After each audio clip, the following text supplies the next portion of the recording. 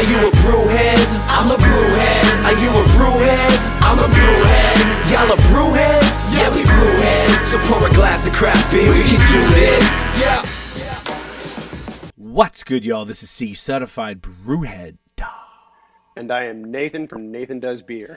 And welcome to episode 146 of Beer Notes, the podcast Adjunct series. Nathaniel, I would argue that this is probably our second favorite time of year as far as the theme of this podcast. Is that fair? Based on I second, would say so, yes. And second, what would be our first? I want to just clarify to make sure we're on the same page. Okay, now I'm not sure we are on the same page because I've said before that this is my favorite time of year for beer. Oh, okay. Favorite time of year for beer, but our second favorite podcast series. Or kind of something that we've done. Okay, I'm going to be more specific rather than try to be vague. Our favorite time is the top 10. Yeah, you're shooting over my head right now. I apologize. We didn't talk about this okay. off air. Favorite time of year, I would say favorite podcasts would be the top 10 because they are always like really cool to look I'd say back. So, yes. And this is probably, is this our second year doing this or have we done this before prior to 2022? Nate is like an encyclopedia. encyclopedia. Doing this. That's right. Okay, so instead of being vague for everybody, this evening, this is our, we haven't got a name yet. We're going to come up with the name in this episode, but our working title is like Pumpkinpalooza 2023. Last year we did an Oktoberfest, episode where we focused on kind of just fall beers. And coming back to what you said earlier, this is my favorite time of year for beer as well. I totally, we're on the same page there. This is becoming, I guess, a new thing that we're doing every year. Last year we had fest beers. I think we had Marzens and pumpkin beers.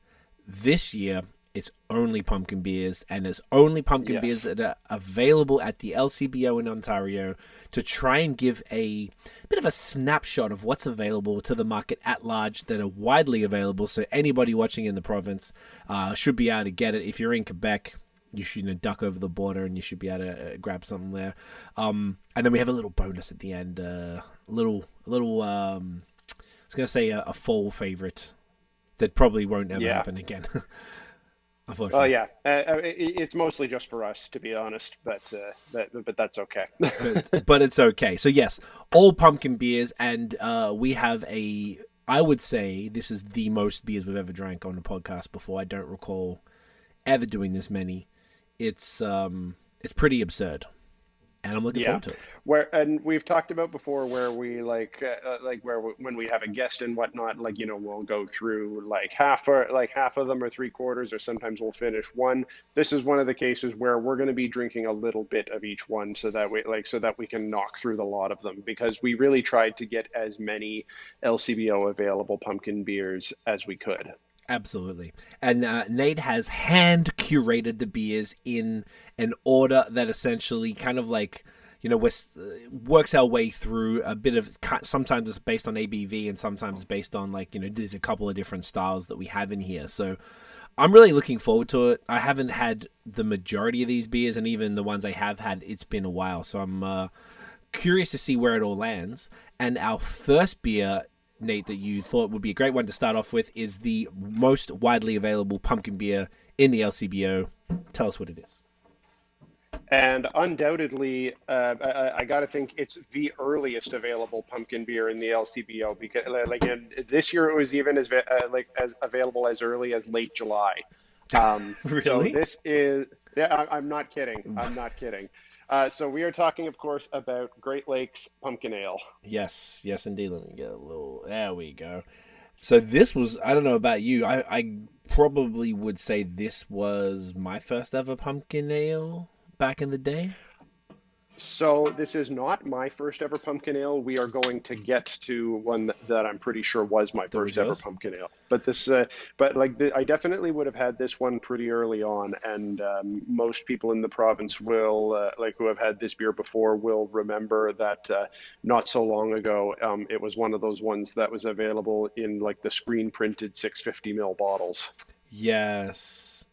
Oh, you know what? Okay, so pre-Untapped, I used to keep, this is a spreadsheet of all the beers that I had. I physically went to Tumblr, copied the name and the number and the country, and put it in the spreadsheet because I didn't know Untapped exists. The very first one I had was Shipyard. Oh no, that's not true. Okay, so Saint Ambroise, Citrouille, the pumpkin one. Beer number Oh yeah. 390. Then literally the next one was Shipyard Smash Pumpkin from Portland, Maine. And then Great Lakes Pumpkin number 411, like 20 beers later. That's interesting to me. So it was one of the first. Okay. There you Good go. fucking times, Nathaniel. All right. Now, this Look at this. beer... I busted out my Four Origins Pumpkin Fest glass. Yes. I do love the Four Origins, and they obviously would have been in this episode if we were, exploring outside If of we were Ontario. talking Quebec as well, yeah. Yeah, because you actually picked some of those beers up for us the other day when you were in Montreal. That's right. That's the only reason. So if anyone in Quebec is, or from Four Origins, like, boys, what the fuck are you doing? Why aren't you showing love? That's why. It's not like showing love. You guys are awesome with the pumpkin beers. The Four Origins cats are dedicated to the.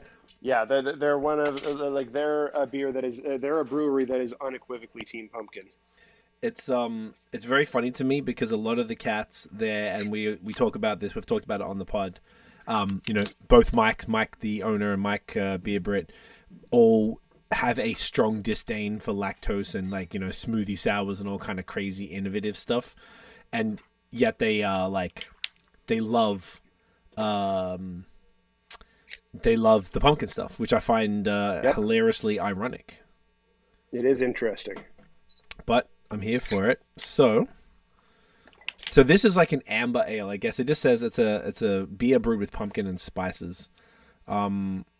I think the majority of these first lot of beers we're going to be drinking are amber ales. Or like a kind of like blonde blonde ales or amber ales kind of thing, or so like something that bridges kind of in between, because most of them are like kind of an orangey copper in color. Like not quite like a full on red, but like still higher up in SRM than like a blonde ale would be. That makes sense. Well, first things first. Cheers to Cheers. pumpkin beers. Get it in ya. Yeah, it's nice. Inoffensive. Huge pumpkin spicy nose. Like the spices on the nose are massive. It's a little sweet. Bready, kind of like definitely given like a blonde base, like an ale base. But like slightly darker blonde. It's like somewhere between a blonde and an amber, which is interesting. Yeah, I would say so. On camera it looks darker. So, and I don't think they specify the spice blend that's in this one. Yeah, I don't recall. Or They just say spices. They just say spices. But like you got to figure definitely cinnamon, definitely nutmeg, maybe Allspice, maybe. Like something like cardamom.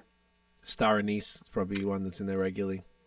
Yeah, and something is making me wonder if if there's a bit of cloves in here as well. It's just because I'm getting a bit of the astringency there that you kind of sometimes get on that. Yeah, it's interesting. I can see really why. I feel like it's funny. We always talk about the innovation stuff. I guess more and more, less and less lately. But I find that I don't really drink that many pumpkin beers. And I'm like, oh, whenever I hang around, I'm like, oh wow, this is it's different. It's cool. I'm not like in love with it, but I feel like, would it be fair to say that this is one of the,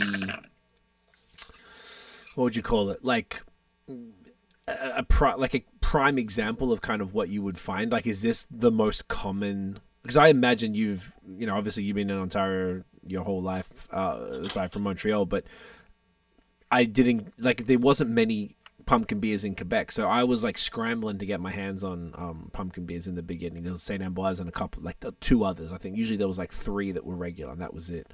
So, yeah, is this fairly representative of the majority of pumpkin beers you would find here in Ontario?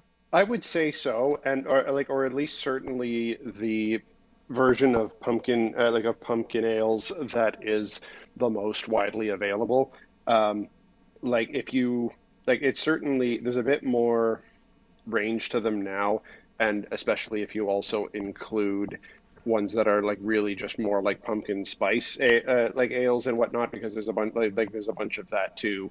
I think most of the ones we're having tonight like do actually have pumpkin in them, but Yes. but in any case, like I think this Yeah, is this one pretty does. representative of the most common pumpkin ales around. It's going to be somewhere between a blonde and an amber ale, brewed with pumpkin and with a bunch of spices in it. Like this is very representative, I would say, and you know what? It's a pretty good one.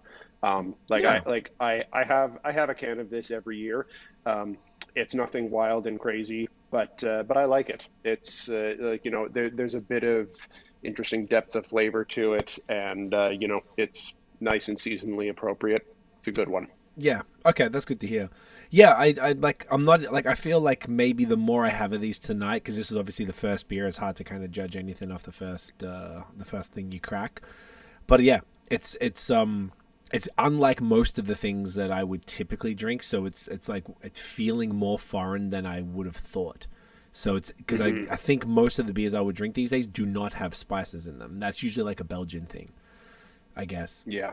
So it's good, and it's interesting that this one has been, I guess it's probably the oldest of all of the ones that we're doing. Or oldest, there's actually another one in there that I remember having forever ago that may or may not be older than this. I actually like to know. I wonder how we could find out, like when this one started. Yeah. I wonder if there's a way. That would take a bit of that would take more research than we can do on the spot, I think. Yeah. But Yeah, that's a good point. I'm just quickly typing while we talk. When did the Great Lakes Pumpkin Ale come out? Wow, it's prompting me to do it. Let's see if I would. It's probably gonna be impossible. Yeah, you're right. It's gonna need to be digging into stuff. So, oh, okay. There's a thing in Yeah. because there's Great Lakes in fucking the U.S. because there was one here Oh. from 20. Yeah, that's throwing it off. Yeah. All right, I won't even bother. But yeah, that would Yeah. be curious if anybody is listening and they know. I would. Both of us would love to hear about that because it's Yeah, I have to imagine that this is one of the first. yeah. Do you know off the top of your head who did the first pumpkin ale like ever? And I imagine it's in No, the I States. don't. No, I don't. I didn't think to look that up. Have you ever had, like I mentioned before, that Shipyard one?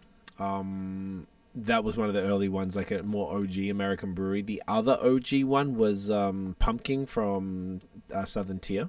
Is that what it's called? Hmm. Southern Tier, yeah. I've not had that one. I know there was a time that was available at the LCBO. This is going back maybe 5 6 years. I never got it when it was here though. Gotcha. No, that was intense, bro. It was like the first beer I'd ever had that it tasted like pie crust. You could taste the graham in there. It was pretty Yeah. wild. The other one, I think Pumpkin was the most like. That was back when Scott, my good friend and old co-host, we used to. I don't know why we used to buy two of the same beer and then just drink them when we could have just split it because everything came in large bottles.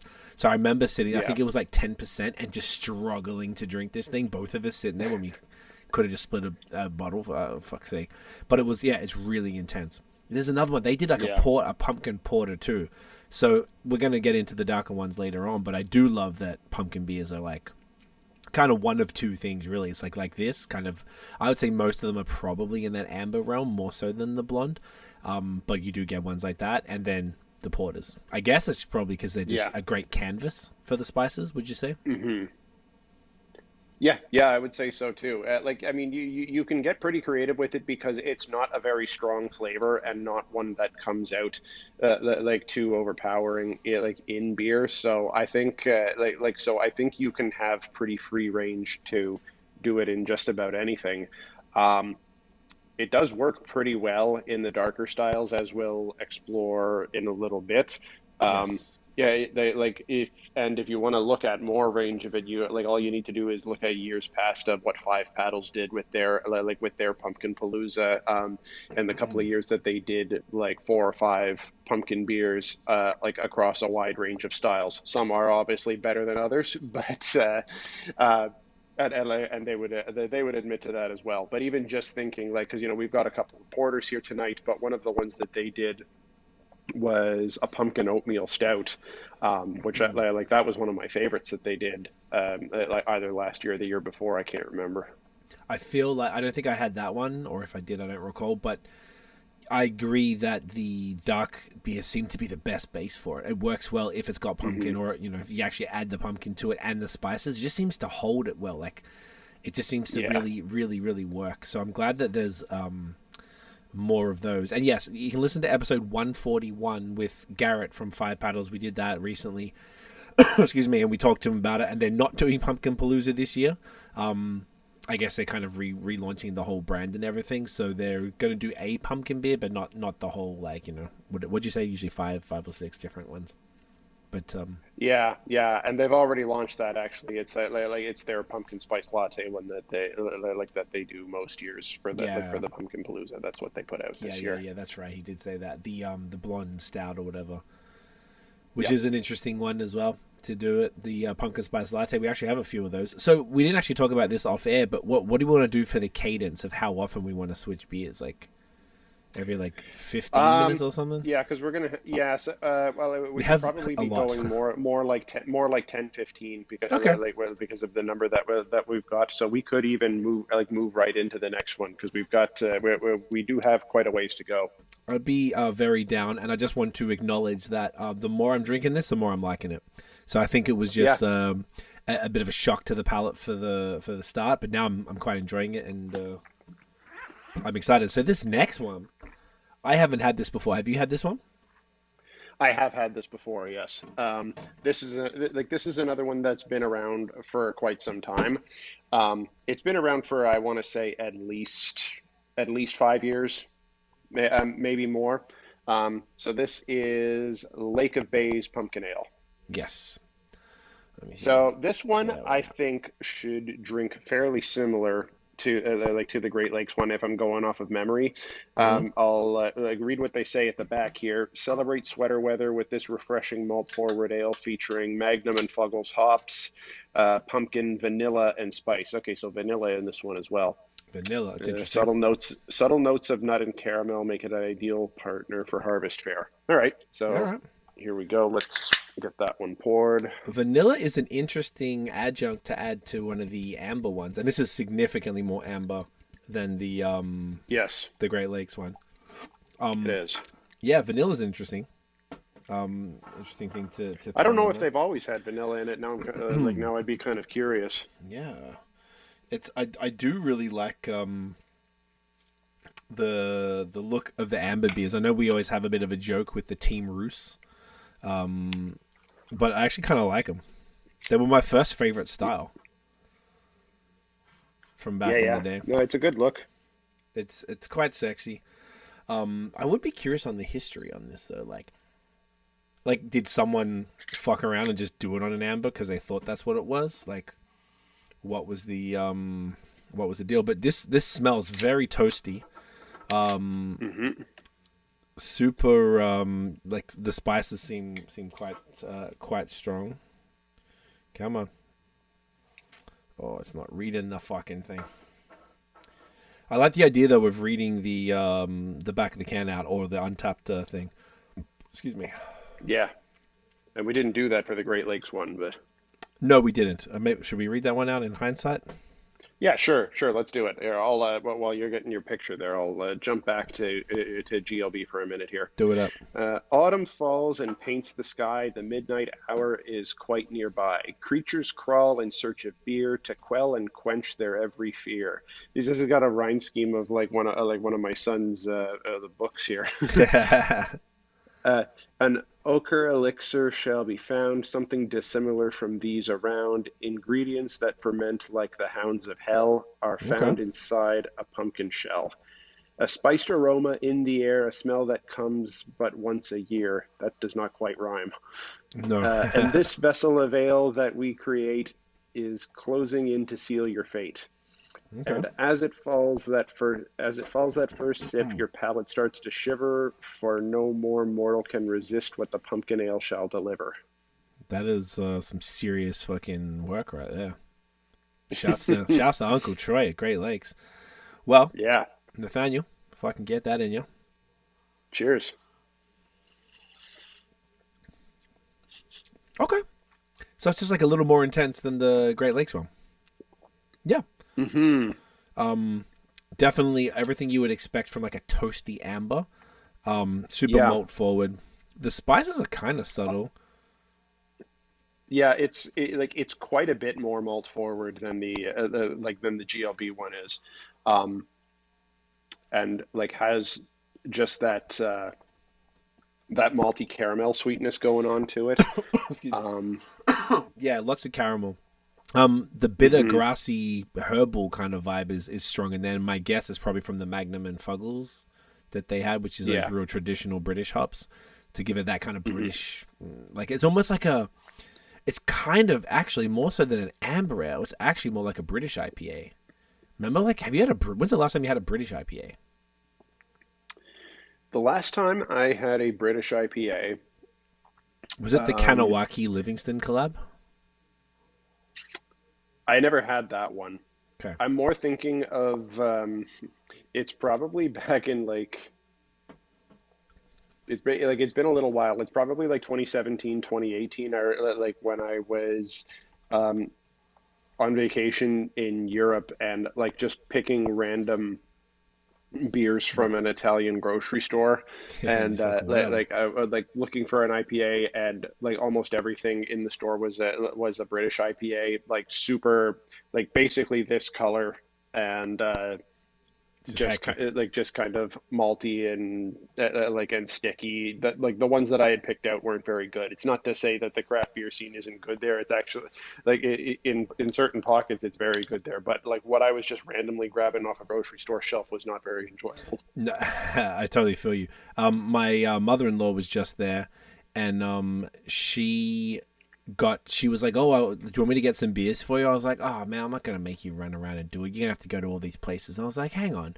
and I went. Have you heard of Verdant Brewery? Yes. They're just, I think they're in. If I want to say Manchester, but they're not close to London anyway. And they delivered. And I was like, all right. And they had like a mixer pack of like two IPA, an IPA and a double IPA. And I was like, boom, what's the address? Boom, sent it to her. Came like 2 days later. Boom. So I know that the UK does have some good stuff, but I think you just gotta search it out a little bit and sort of know what you're Yeah. looking Oh, for. yeah. And I wasn't even in the UK. I was in Italy. So, Oh, you so did say this that. was I'm just sorry like because you said Europe. this was just like a British style IPA from whatever random brewery it was. No, that makes sense. Um, I have heard. I know it's off topic, but I have heard that. I'm just checking if I've had the next one ahead of time in my old school template. Yes, I have. Beer 965. Um, Rome has one of the best craft beer scenes apparently in Europe. I've heard, which is pretty sick.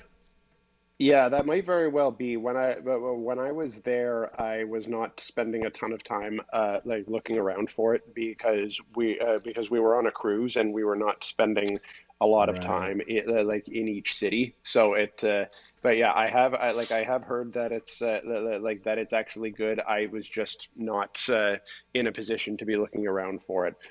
One that I did manage to find a couple of gems for, even with the short amount of time we were there, was when we were in Barcelona. That like Spain apparently also has a really dope scene. There's a couple of good ones there, Oh, no like the shit. like ones that stuck out. Mad Brewing from Madrid, and Garage Beer was I think a Barcelona one, which are ones that I tried that were really good. Interesting. That's great. That's good to know. That was a bit of a tangent there, but this I quite like this one. This is like it's got a lot of that caramel sticky sweetness. It seems to be the predominant flavor with like the spices and the vanilla and everything else. It kind of subtle in the Hmm. background, but it works quite well. And I'm not gonna lie, like I haven't had a lot of Lake of Bays beers that I'm super fond of, but this is fucking not bad. This is pretty. This is doing what it should do for a pumpkin beer. I would argue. Right. To be honest, this one is not really doing it for me as much. I'm finding that like it would be fine. It would be fine as just a straight up amber ale. As a pumpkin beer, it's not really hitting it quite as much for me. I'm finding that the malty sweetness is kind of all I'm tasting. Yeah. and I'm finding that the spices and more of the subtle pumpkin flavor is really fading into the background. Yeah. So I'm getting less of it than I was with the GLB one. Yeah. No, I just sip the I'm GLB. not enjoying it, but it's yeah. I'm writing that down. That's a good point. Sip the GLB as well. I just took a sip of that. The GLB is a lot more bitter. And this one is sweet. And the more I'm sort of drinking it, it's actually giving off on Untapped. It says it's a Belgian strong ale or something. And it actually kind of is giving that vibe. That real... Oh, you know how like those Belgian beers are just really sweet and they're really sticky, and the spices probably would be a lot heavier if it was a true Belgian ale. Like this is you are right. I agree. It's all kind of blending into the background there. I don't know if I could get through a whole can of it. I feel like I could do like half and be like, all right, that's interesting. What did you think when you compared those two? Yeah, you're right. The GLB one is is more bitter, for sure. Yeah. Of these two, I prefer the GLB personally. I think I would agree with that. I'm not gonna lie. I just had really low expectations, and I saw some people trashing it on Untapped. Not that I listened to that in making my own decisions about it, but I guess I could say I'm pleasantly surprised with this. Yeah, one. I don't dislike it. Yeah, it goes all right. So I mean, like, this is also Laker bases are pretty much in every LCBO, so this one's be pretty available. Another good thing about these beers, they're all pretty cheap. I didn't even look at the prices, but I imagine they're all like in the $3 to $4 realm. Yeah, like $3.25, $3.75, something like that. Like that's pretty much what all of these are. Yeah, it's very accessible. Yeah, super accessible, and super easy to get. And I guess what we probably determine here by the end of it is if you're looking to go pumpkin, you don't want to be as ridiculous as we are and just grab everything we could. You could sort of see what the beers look like and hear our descriptions of them and be able to kind of like pick and choose for yourself and just, be able to grab 5 of the ones you like the best that sound the most interesting. Yeah, that's cool. And if you're like us, and you kind of once you start getting into October, I mean, I don't know about late July, early August, but once you're getting into late September, early October, you're starting to get into that pumpkin ale mood, and you want to get a few different ones, and most LCBOs you'll be able to get at least 3 different ones, maybe 5 or 6, depending on if it's a big store. So there's some nice variety there for you. Yeah, and they have an end cap at basically every store. Like some of the ones I went to, it took me a little bit to get everything. I think it did for you as well. I think you said, yeah. Yeah, I had to hit 3 different stores to get our full lineup tonight. And still, we had one that didn't match up in the end that I still wasn't able to get. And funnily enough, I live actually pretty close to that brewery and wasn't able to get it.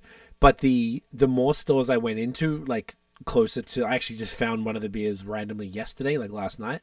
At another store, which was great. So it's, you should be able to walk into most LCBOs at this point, and they should have a dedicated end cap with, well, you mentioned 3. I would say most of the ones I saw had like half a dozen minimum. Yeah. So all depending on that store and what they ordered, but these are all very easy to get. You could probably just check the website or the app and just look for it and see which stores carry it. And in fact, what gave me the idea to do this episode was from the Instagram account LCBO Finds. He was showing the end cap that he's got at his store there, and I think that one had 7, which made up our initial target lineup. So yes, there are definitely some stores that have at least that much, which is very cool. So they've really gone in this year. I feel like more than usual. When you sent me that photo, I was like, oh, fuck yeah, we're doing it. I assumed we were going to do something because, I really enjoyed the episode we did last year with all the different type of Oktoberfest beers. And you and I have been kind of going out of our way over the last little bit trying to get as many of them as possible. I'm loving them right now. They're the best. But yeah, this is super fun. Let's hit the next one. Yep, let's do it. So next up, I think we've got Grand River. So this was the one I was just checking. I had this before Untapped. Grand River were a brewery that Farm League end up taking over, and I think these guys are owned by Magnotta now. And Grand River were always funny. Me and Scott went there back in the day and grabbed some beers, and their art is so funny. Like their shit is like looks like clip art, like the actual labels. It looked like a homebrew. Someone made it on like Word and printed, and they were in the LCBO like that. So I always found that pretty amusing.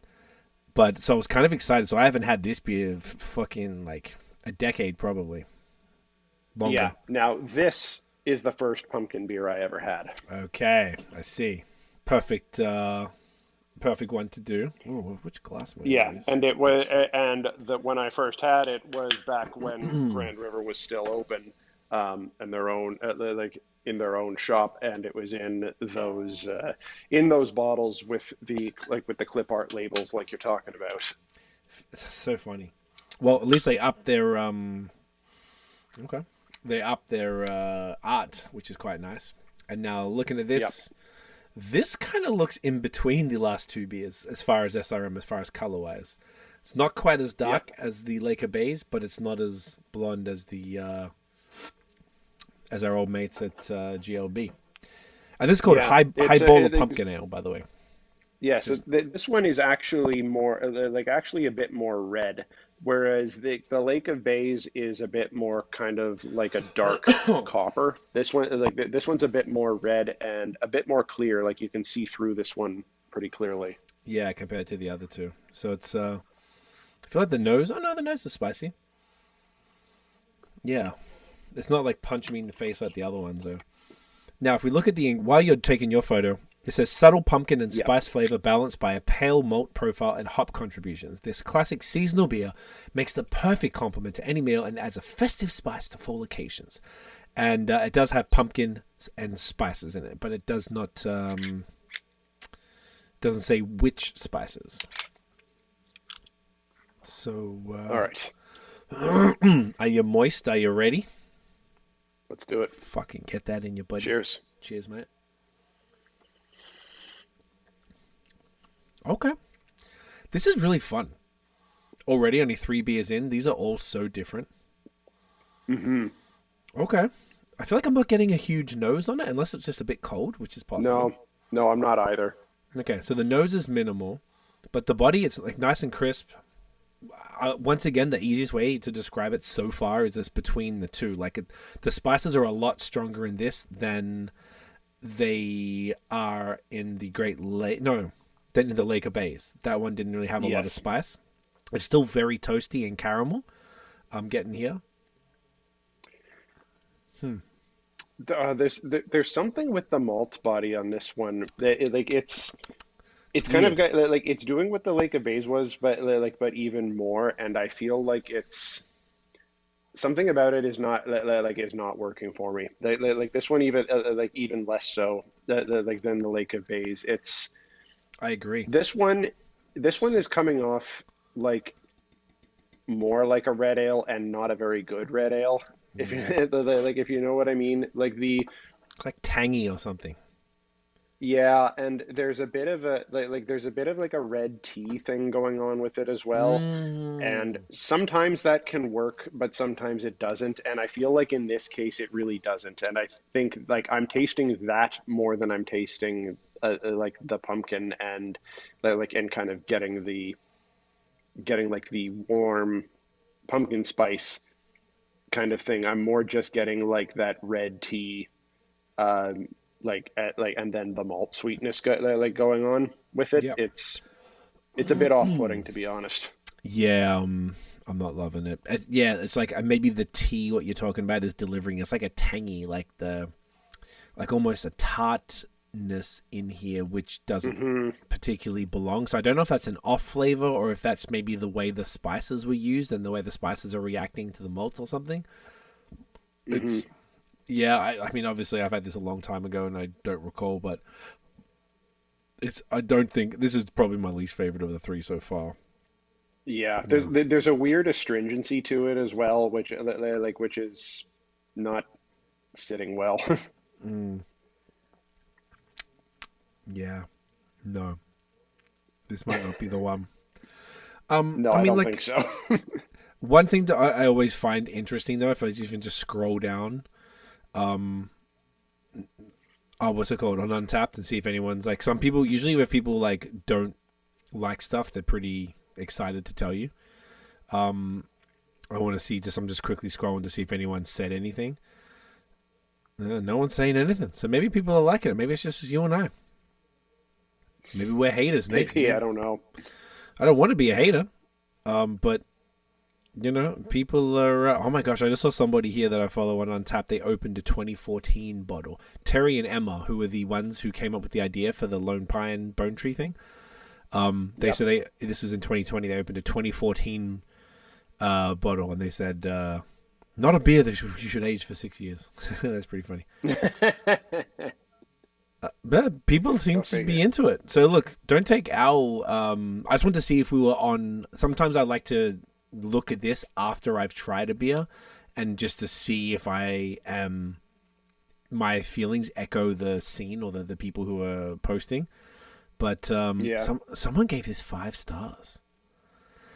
One of the cartoon guys on Twitter gave it 5 stars. Okay, it makes sense. Well, yeah. Well, I mean, you know what? What do we know, Nate? What do we know? No, yeah. What do we know? If this is one of your seasonal faves, do let us know. I'd be curious to see what people think with it. And don't once again, don't take whatever we're saying for gospel. If you want to try shit for, it's only $3 or whatever, fuck, just try it. You know, do support whatever you want to support. You know, I like that we're giving honest opinions though. I think this is good. But also in with humility that our palates aren't fucking god tier and we don't know everything. Like, it's just more like preference, and more times than not, you and I seem to align on preference. So, yep. I'd like to move on, Nathaniel. Yeah, let's move on. I didn't check the next one. Let's see what we got here in the Nathaniel order. Okay, so this is where we're going to diverge ever so briefly. Yes. So tell us what you're drinking, and I'll tell them what I'm drinking. Yes. So what I am drinking is the Oast House Country Bumpkin Spiced Harvest Ale, which is a solid one. That was the one I was mentioning that I couldn't get hold of here, funnily enough. And I'm, it's in Niagara on the Lake, so it's like 50 minutes from me. But I have had that beer I've had at least 2 years, last year at the brewery. So it's always a nice one to have there this time of year. Yeah. And then I went with a totally different one, just while you're saying that. This is Fly Monkey's Theater of Madness. It's actually I believe it's a pumpkin lager. 6%. Yeah, I believe so. Which is hella weird. Yeah, pumpkin lager with pumpkin and spices. So, I'm sorry, what were you going to say before I rudely cut you off? No, that's fine. You did it in the right order. So you can get going and get doing your pour on that. So I'll just take a look here at what they're saying about this one. So, please. A cozy fall ale made with a mishmash of house roasted pumpkin, butternut, acorn, and Hubbard squash puree from Howell's Farm. Wow.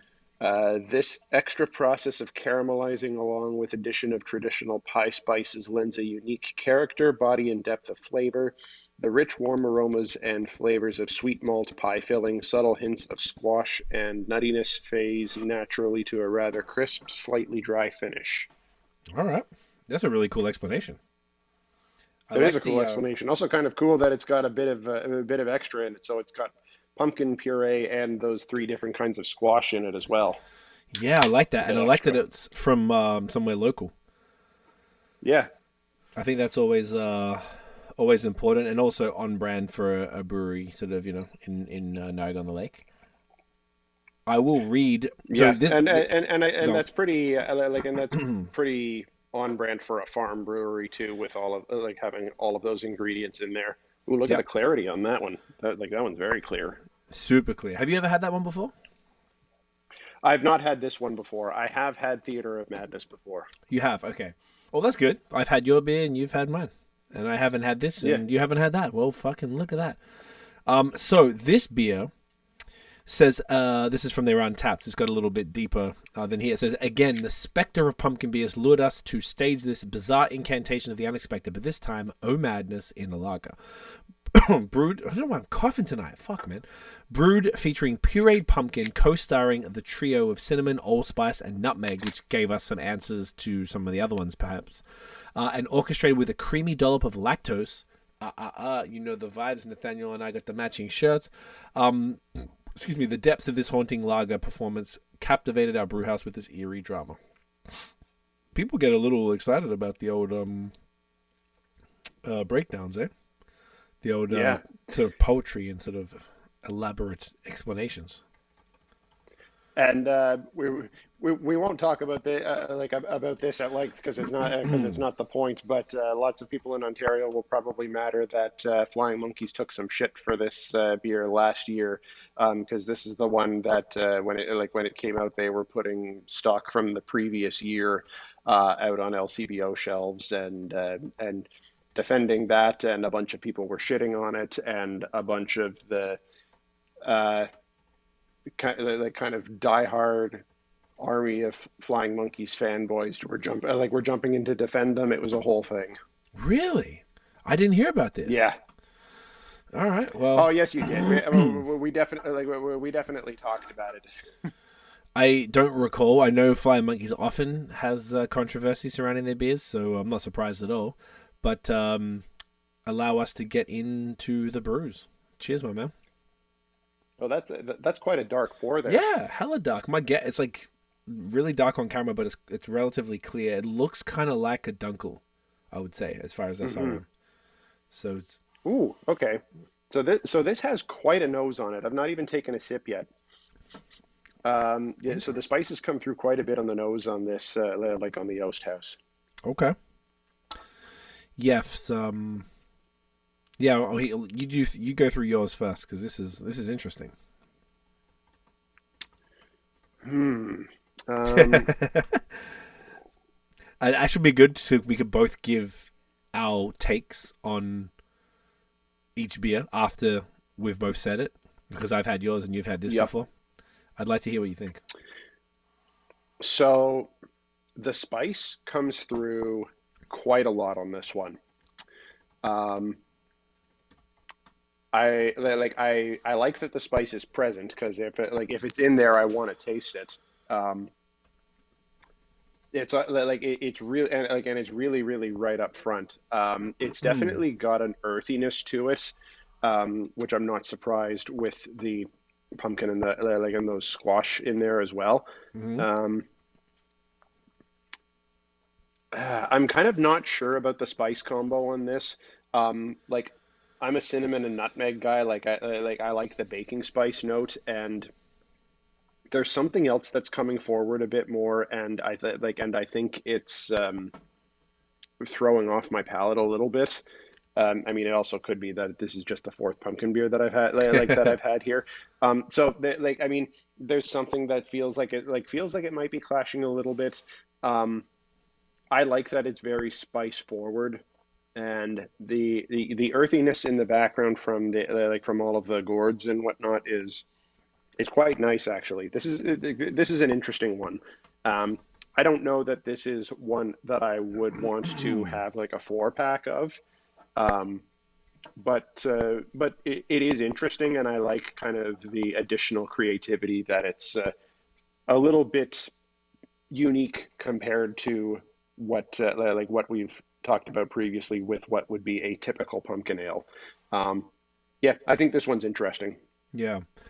I never loved it the times that I went there and had it. And the last time I did was last year. It was cool.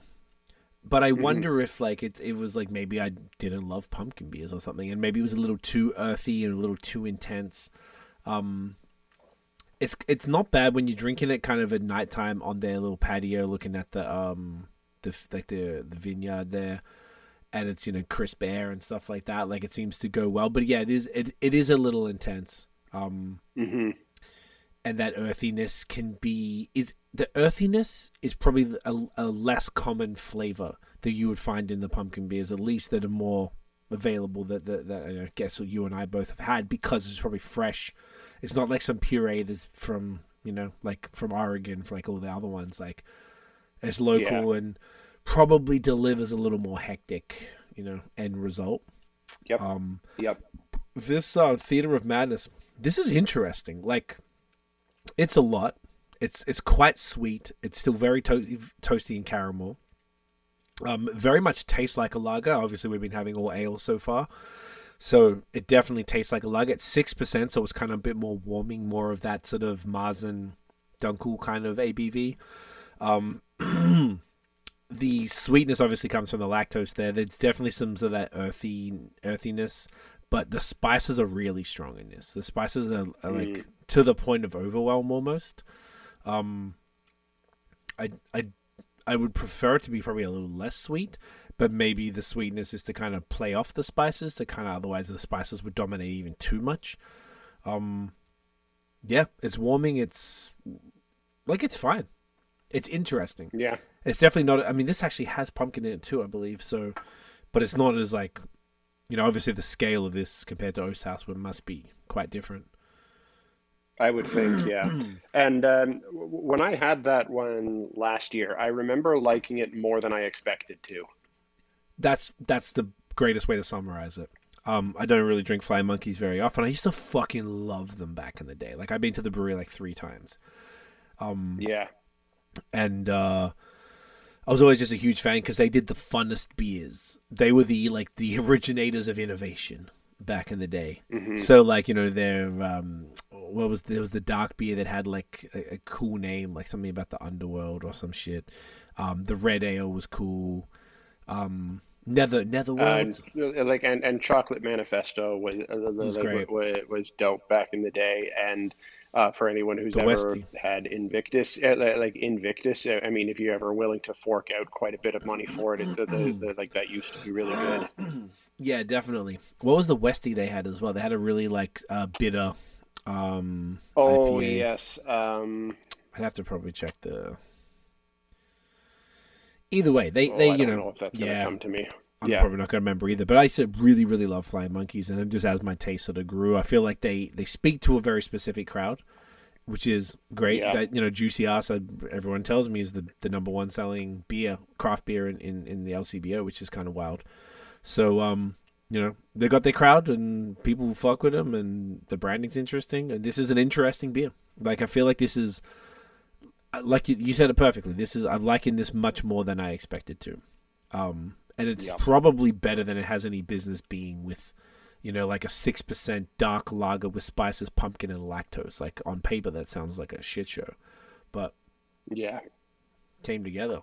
Yeah, I don't. And likewise, I don't really fuck with Flying Monkeys much anymore. I'm kind of not a fan of how they of how they go about certain things, but we don't need to really get into that right now. But yeah, everything that we said is true, and they've tried, they've definitely gotten creative on the pumpkin beers in the past with this one the last few years, and Paranormal, when they were doing that one, I used to love that one. What was that? So that must have been similar to Pumpkin as you were describing it, because it was like a 10% imperial pumpkin ale. It was like wild punch in the face of spices, like really, really intense kind of thing. Interesting. I'm checking to see if I've had it. Paranormal Imperial. Okay, I have had that. Yeah, 10%. Was that in the bottle? No, that was in a can as well. Whoa. I gave it 5 stars in 2014. Okay, interesting. So I definitely have had that.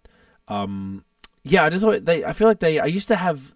Remember how they did they did a range of like these bottles in cardboard boxes. Like, I had them on top of my beer fridge for years, because they did one with like City and Color, and they did this barrel aged fucking IPA and all this crazy shit. They were the originators of fun stuff. So either way, I think this is like, looking at all of these, aside from the GLB, like, this would probably be my favorite one so far. As far as like, I think I could finish this and not feel like over the top, and And the Oast is a solid one. So these are interesting. Yep. Interesting for sure. Shall we get to the next? Mm-hmm. Let me check the old list here, Nathaniel. What do we got? Oh, shit. So this one I've been looking forward to. Big up Shahan. Yeah. Shahan, the owner of this brewery. The homie from Time. Very happy for him that he got this in the LCBO. Yeah. Well, this is dope. So, what he was talking about here, this is High Park Brewery's Pumpkin Spice Latte. Yeah. With the really dope Starbucks resembling label here. Very cool. I send him a photo right now, but usually when I text him, he calls, and I don't want him to call in the middle of a podcast. Because I'd be like, "Oi, dickhead," and he'd say something and get us cancelled. So this one, maybe I'm going to read this one. It said, "This beer is like a warm hug in a glass. With all for the familiar flavors of pumpkin, cinnamon, nutmeg, and a hint of espresso. Don't worry, you don't have to stand in line for hours to get your hand on one of these babies." Maybe because people line up for Starbucks. If you're lining up for Starbucks or if you're drinking Starbucks, don't. That's what I got to say about that. Don't. You shouldn't be at all. Now, Nathaniel, do we know the base for this beer? Are you going to go that? I'm going to join you. Fuck it. I know very little about this beer. Yeah, I know nothing as well. I just saw that they had it, and I was just super happy that they, had this and got it together. I don't know if they were doing this until recently. So it looks like I don't know what the base would be. Maybe like a brown ale. It looks like an amber ale base, kind of similar to darker, the Lake of Bays. Yes. Maybe darker, but it's got an orange enough hue to it that I would say it's more it's more red ale than brown ale. That's fair. Love a good brown ale though. And I like that they've done the logo for those who are maybe listening. And now that you mentioned that, like a pumpkin brown ale would really work. Yeah, because it's That's already a good idea, actually. Nutty and maybe we do a collab next year. Someone make a pumpkin brown ale. Yeah, guys, probably come on. Too late for this year, but yeah, we should hit someone up to do a collab for that next year. Yeah, I've never done a pumpkin collab. So this is 6%. This is the same one, Pumpkin Spice Latte. Okay.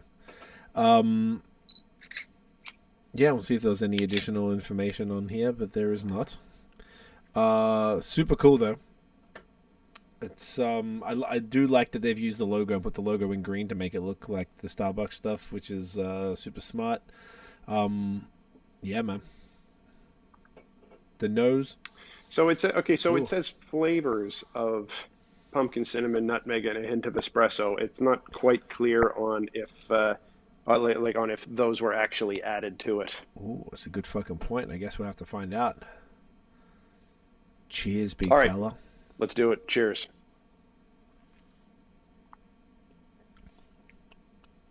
Okay.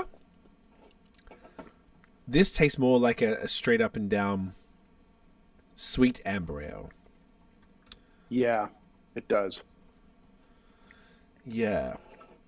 Whoops, I have to get that. So based on based on how it's tasting, I am. Well, I mean, I feel like they would have had to. I feel like they would have had to have said if there was lactose in it. I was about to say I think there's lactose in it based on the sweetness, but they would have had to have said if there was, and they don't. So so I'm guessing that means there isn't. I would I agree, but goddamn, it tastes like they got lactose in it. Yeah, it does. Because it's got that smoothness and it has that kind of like powdered sugar sweetness to it. Yeah.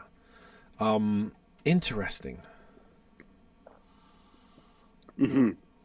So this one is definitely gives me some amber ale vibes, but this one has a bit more robust body to it than anything we've had so far.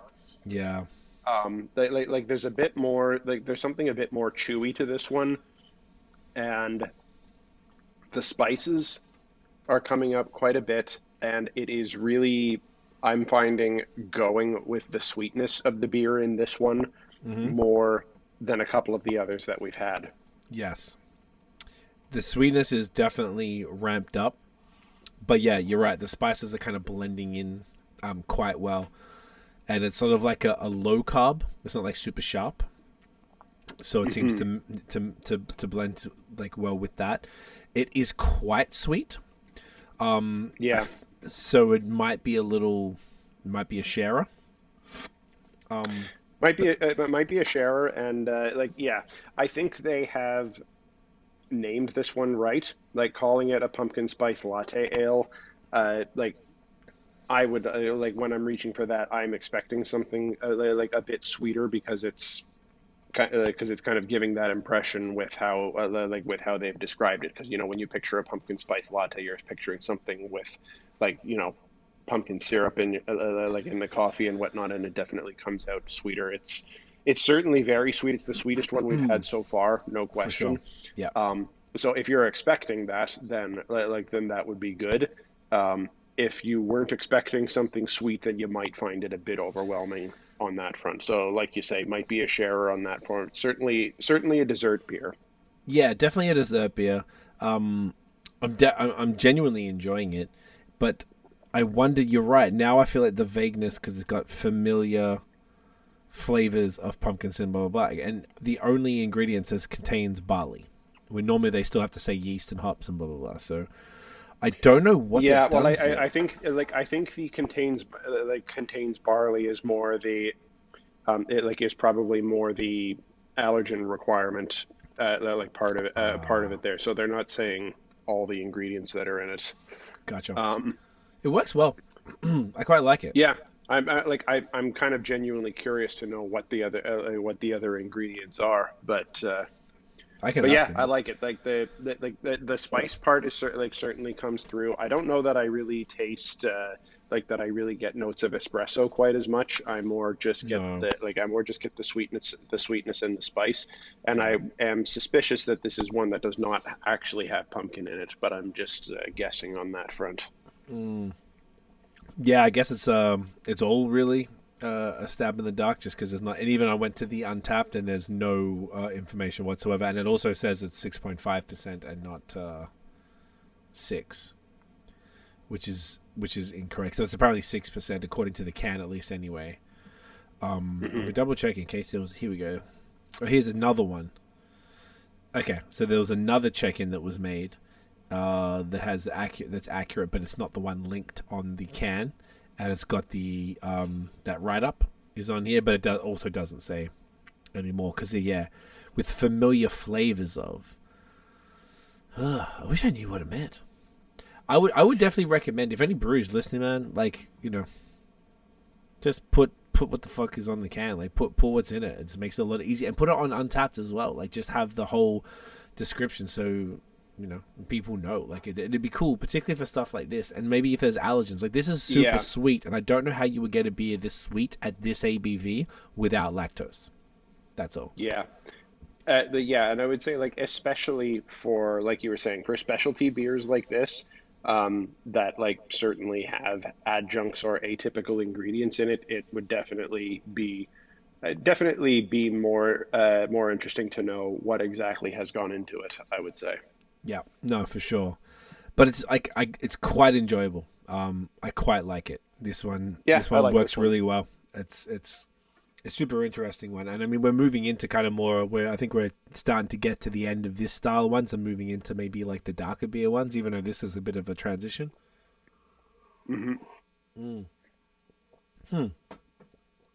Yeah, this is interesting, man.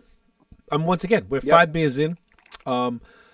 All very, very different. And I think that I wonder if that's a part of what the LCBO, the folks who make the ultimate decision as to which beers get in, if they chose these beers that were submitted, obviously, so because they are all so different. Because if you had that end cap and they had fucking 10 pumpkin beers and they're all basically the same, that's pretty boring. But these are all very different executions. On paper, they all look almost the same, but super different outcomes. Yeah, I'm actually quite surprised and pleased to see how different these are actually all tasting. I would say the first 3 that we had are probably the most similar.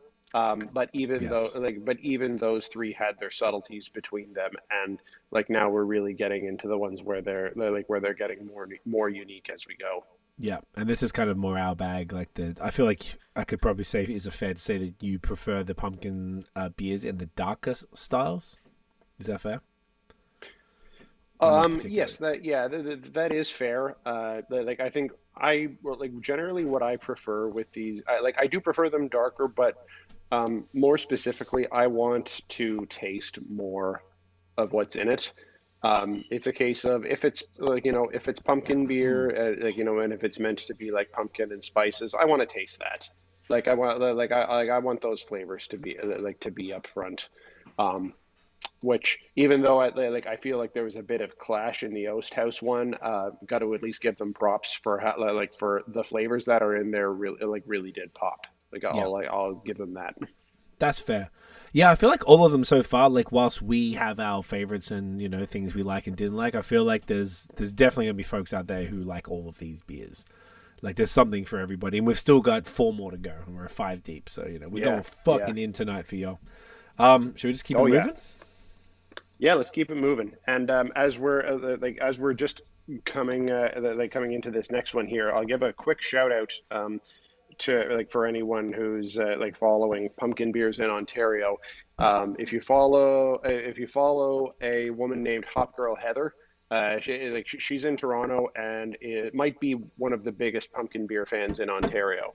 Really? Eh? She Yeah, yeah, yeah. She, I forget what she calls it. It was she calls it the Great Pumpkin Off. I think that she did that she's done. I think 3 years in a row or something like that. And last year was the biggest one she'd ever done, which was just kind of doing like a head-to-head tournament of of all of the pumpkin beers that she could get her hands on.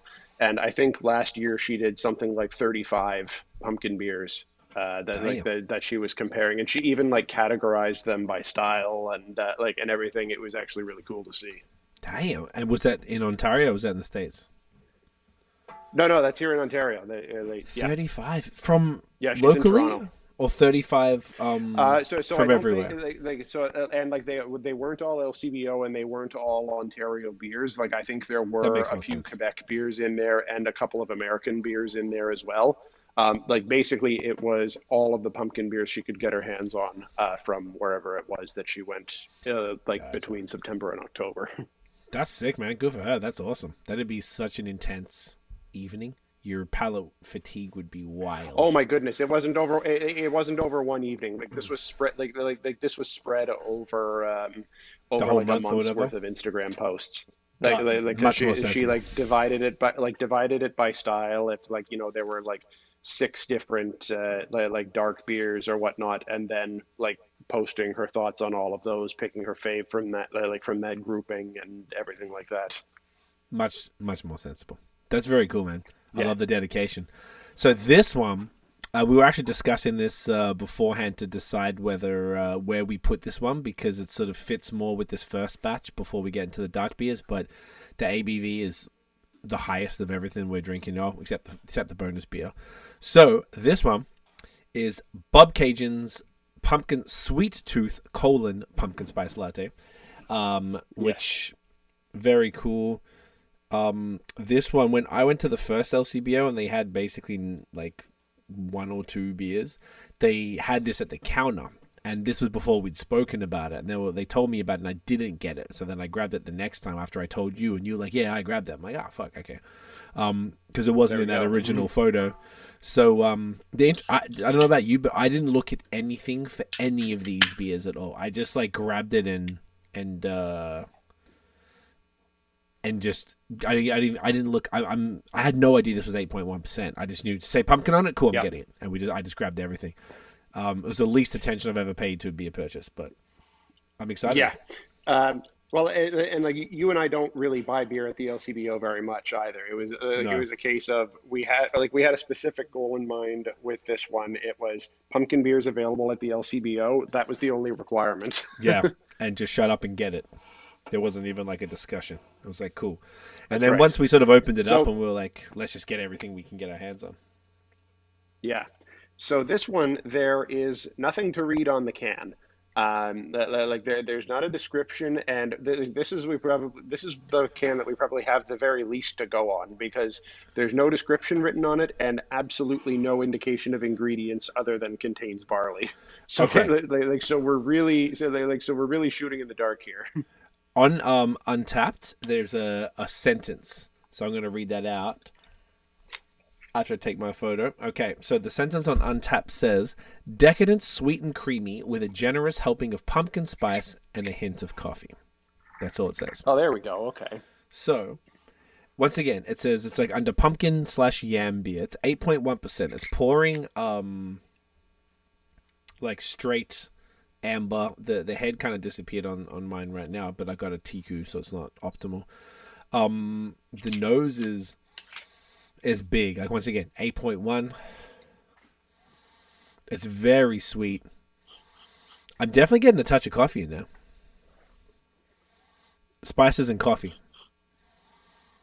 All right. Cheers, cunt. Cheers.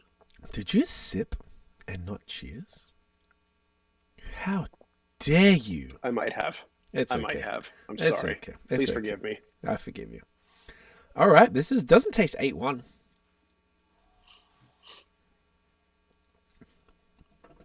It's pretty good. Mm-hmm. Yeah. Yeah, this one is along a similar line of the last one. Yeah. Talk to me. It's a bit less sweet. It's still quite sweet though. But yeah, you can taste the coffee in it. Yeah, the coffee's definitely there. It's like that caramel again. Yep.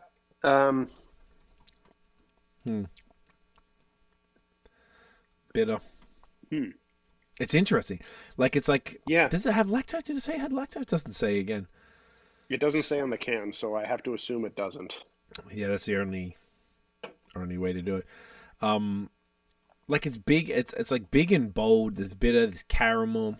The coffee is quite nice. Like, it's not overwhelming. So I wonder now if I feel like if I was making beer, I would be kind of like, like if Third Moon does Each Beast of God and they're talking about the coffee that they use, and like, I feel like I would like to know that. Like, did you partner with? Yeah. These guys were in Peterborough. It says. I didn't know that. I thought they were like near Ottawa. Was always what I thought about Bobcaygeon. But I would like to know. Like, are you working with? You know why you thought that is because they used Caliburgi? early on they used to contract brew out of an Ottawa brewery, but they've now got their own space in Peterborough. Gotcha. That could be why. Yeah, this is intent. Like, it's a lot. But it's doing what all the others were doing, aside from, what was the last one again? The Pumpkin Spice Latte. The ones that are a bit more on that pumpkin ale, like straight up and down vibe, is pretty similar to that. I feel like 8%. It's a little unnecessary for a pumpkin beer, but I mean, like, maybe it is kind of cool to have the variety because all the rest have been between 5 and 6. Yeah. Ish 6.3, I think one of them was. Yeah, it's a little much for me. Yeah, it's more intense for sure. The sweetness in this, I find, is a bit more manageable than it is in the High Park one. Honestly, like, the sweetness I find harder to get through than the ABV. The High Park one agree. is a more intense drink to me than this is. That's fair. This is still intense for sure. Like, it's like you can taste that it has some heft to it. It does not taste boozy by any means, but like, it's definitely got a more robust body than the first 3 or 4 that we had, which I like. Yep. It's a good base for this beer. The espresso, or I guess they didn't say espresso, but like, the coffee adds a nice character to it. Yeah. It's a good addition, I think. The spice is more subtle on this. It's still present, but it's definitely more subtle. Yeah. I kind of wasn't sure where to land on this one after the first few sips, but I think I'm liking it more with each sip I take. Yeah, that's fair, and I agree wholeheartedly with the coffee. I really think the coffee is the most important ingredient, and it makes it. I think without the coffee, this would be probably a bit of a sweet, spicy mess, maybe a little too much. Mm-hmm. The coffee kind of delivers that, like, there's a little bit of bitterness, but it's also like they must have used like a light fruitier coffee because it's giving like a dark fruit. That's what it is, dark fruits, like that kind of you know what I mean, like dates. Yep. And can you check that description again? Did it say that this has actual pumpkin in it or no? It says a generous helping of pumpkin spice and a hint of coffee. So I don't think there's actual pumpkin. So I'm going to take that to mean there's no pumpkin in this. This is like this is coffee and spices is what's in this. Correct. That's what I'm gathering from all of this. Yeah, I feel like it distinguishes itself pretty nicely from the rest of the pumpkin beers that are available at the LCBO, primarily because of the ABV, I think. Yeah. That's really what's separating it. But it's, it's interesting. I quite like this. But like the only I think the only thing I can say is put more info on the can. Like if you put that there's coffee and spices in this, I'd be I would have been even more keen to grab it off the shelf. Maybe there was an assumption because it's called, the name of the beer is Pumpkin Spice Latte. So I feel like I guess, but I mean the High Park one was was called that too, and it doesn't seem to be any indication that there's any coffee added to it. That's true. We only got it from whatever Untapped was saying. So it's I feel like all of these beers could do with a little more information on the can. Just to, I'm always a fan of more information than less. I think actually Oast House is the only one that has been fully upfront with everything that's in it. Yeah, I can definitely see that. So it's that would be the biggest takeaway so far. But yeah, this is cool. I feel like I'm looking at all these beers and it's like everything. Looking at the ones that I have here, it all looks pretty similar except Great Lakes. Like all of these beers are... Great Lakes is definitely the lightest of the bunch. Yeah, which is interesting. Yeah, it's cool, man. This is fascinating.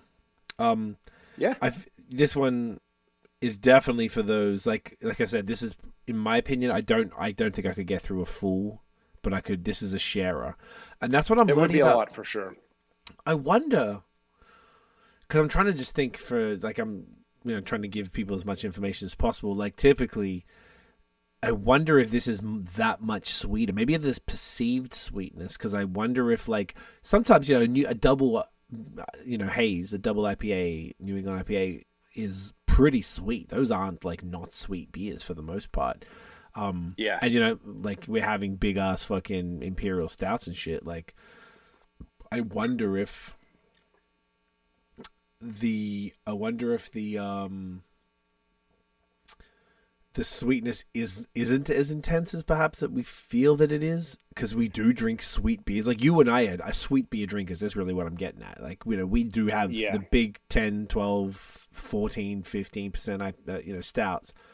We drink big IPAs that are all typically the higher ABV, the sweeter it is for the most part. None of these are significant except this last one.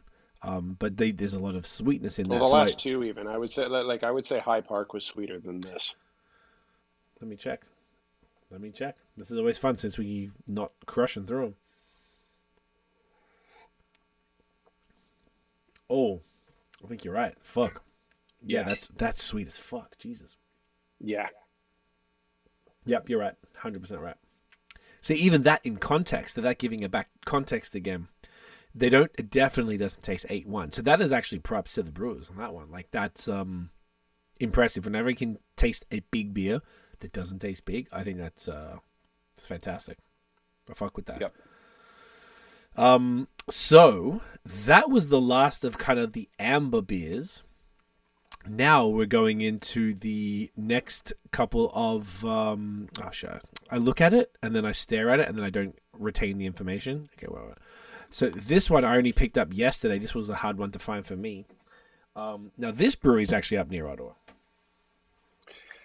Yes, like more like Ottawa Valley kind of like kind of thing. So about like so maybe uh well from central Ottawa where I am about 45 to an hour's drive. Oh wow, it's pretty far. I didn't know that. Yeah, yeah. Um, I mean, like Ottawa is geographically massive. So and yeah, so like to get out to the Ottawa Valley is actually quite a hike. no shit. Well, with that in mind, this is actually bringing it to about half the last ABV, and this is Whitewater's Pumpkin Spice Espresso Porter, which is pretty Yes. fun. This is 4.4%. Are you gonna fucking focus there, mate? Or what are you doing? Here we go. I was actually kind of annoyed when I first couldn't find this one because, like I said, I'm loving the dark beers in the pumpkin realm, and I was really hoping to land on one. And we made it. We made it, Nathaniel. We fucking made it. Made it happen. So this little bad boy. Here, why don't I read this while you get your pour on there? Oof, okay. The nose is not what I thought it was going to be. Espresso porter? Damn, all right. Let's go. Okay, so it says, here's to sweater weather. Crafted with a selection of locally harvested ingredients, the pumpkin spice espresso porter is our full-bodied homage to the adventurous autumn lover in us all. All right. All right, so let me see what we can find out. Okay, here, ingredients. Okay, here, this is good. So water, malted barley, wheat, hops, coffee, pumpkin spice, and yeast. Okay, so this is coffee and pumpkin spice for this one. So no Okay, actual pumpkin no in this actual one, but pumpkin. coffee and spice. Would you say, I feel like that's almost the majority, is no actual pumpkin. I don't know if I'd say that because Should have because a checklist. like definitely at the very least GLB, Lake of Bays, Oast House, Flying Monkeys, though so that's four there that actually had pumpkin. Grand River I think also actually had pumpkin. So I think we're hitting like close to half. Close to half. Okay. So it wasn't too far off. Pumpkin spice spread report. Let me see if it said anything else. Oh, this actually this is different than the can. Okay. This says the pumpkin spice espresso porter presents you with a rich coffee flavor and a sprinkle of pumpkin spice such as clove, cinnamon, and ginger. Smooth and comforting, this seasonal porter tastes like autumn feels. A perfect match for an outdoor fire and plenty of s'mores. I could fuck up a s'mores right now, bro. Oh yeah. When I got my PR, was it my PR? I think something happened Canadian, and then I went to my friend Ryan. Shout out to Ryan. His parents live in he lives in Prince Edward County now, but at the time his parents did. We stayed at his parents' house, and they made me s'mores. And we got to look at the beautiful Canadian sky. Just glorious, glorious, Nathaniel. Glorious. So, fucking put that in your face hole, mate. Cheers. Mm. Oh wow, there's The nose, quite a bitter aroma. oof, the nose is intense. Jeez. Okay. Yeah, All right. like I'm finding the nose like I'm even getting just quite bitter off of the aroma. Like it's like I feel like the coffee is doing this. Yeah. This is hilarious that a 4.4% beer is this intense. Mm. This might take getting used to, maybe because we're coming off an 8% down to a 4, so it tastes really thin right now. We're doing a bit of a shift here.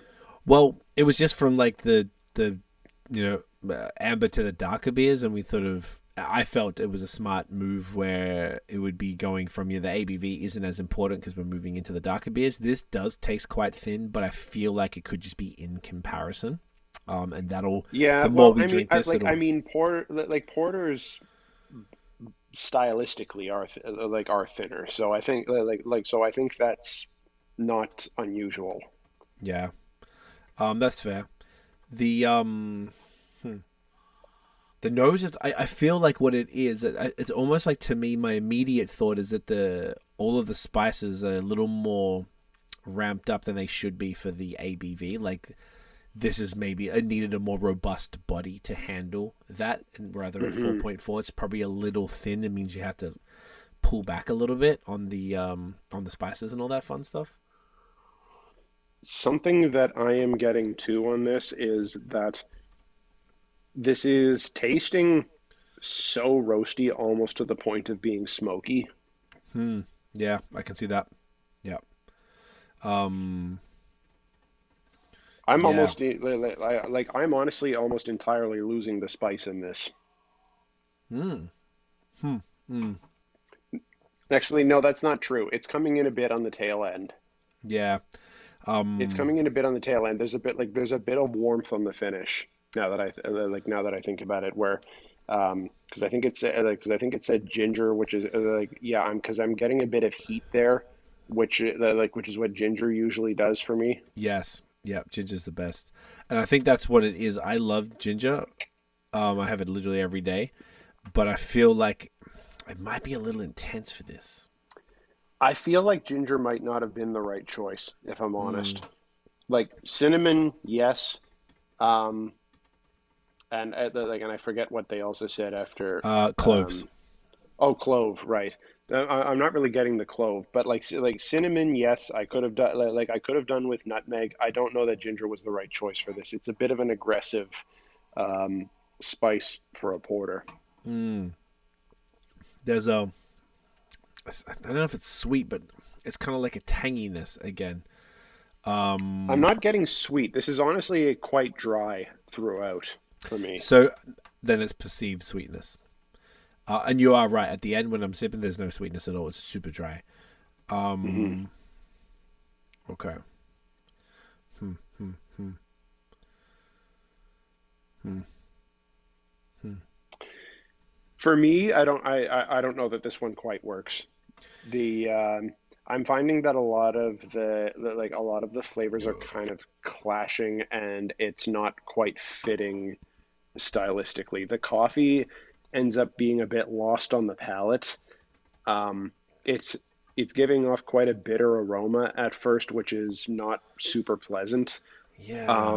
And the spices are not blending well with with the porter. I think this is a little all over the place, if I'm honest. Yeah. It's a little intense. I just feel like they need to.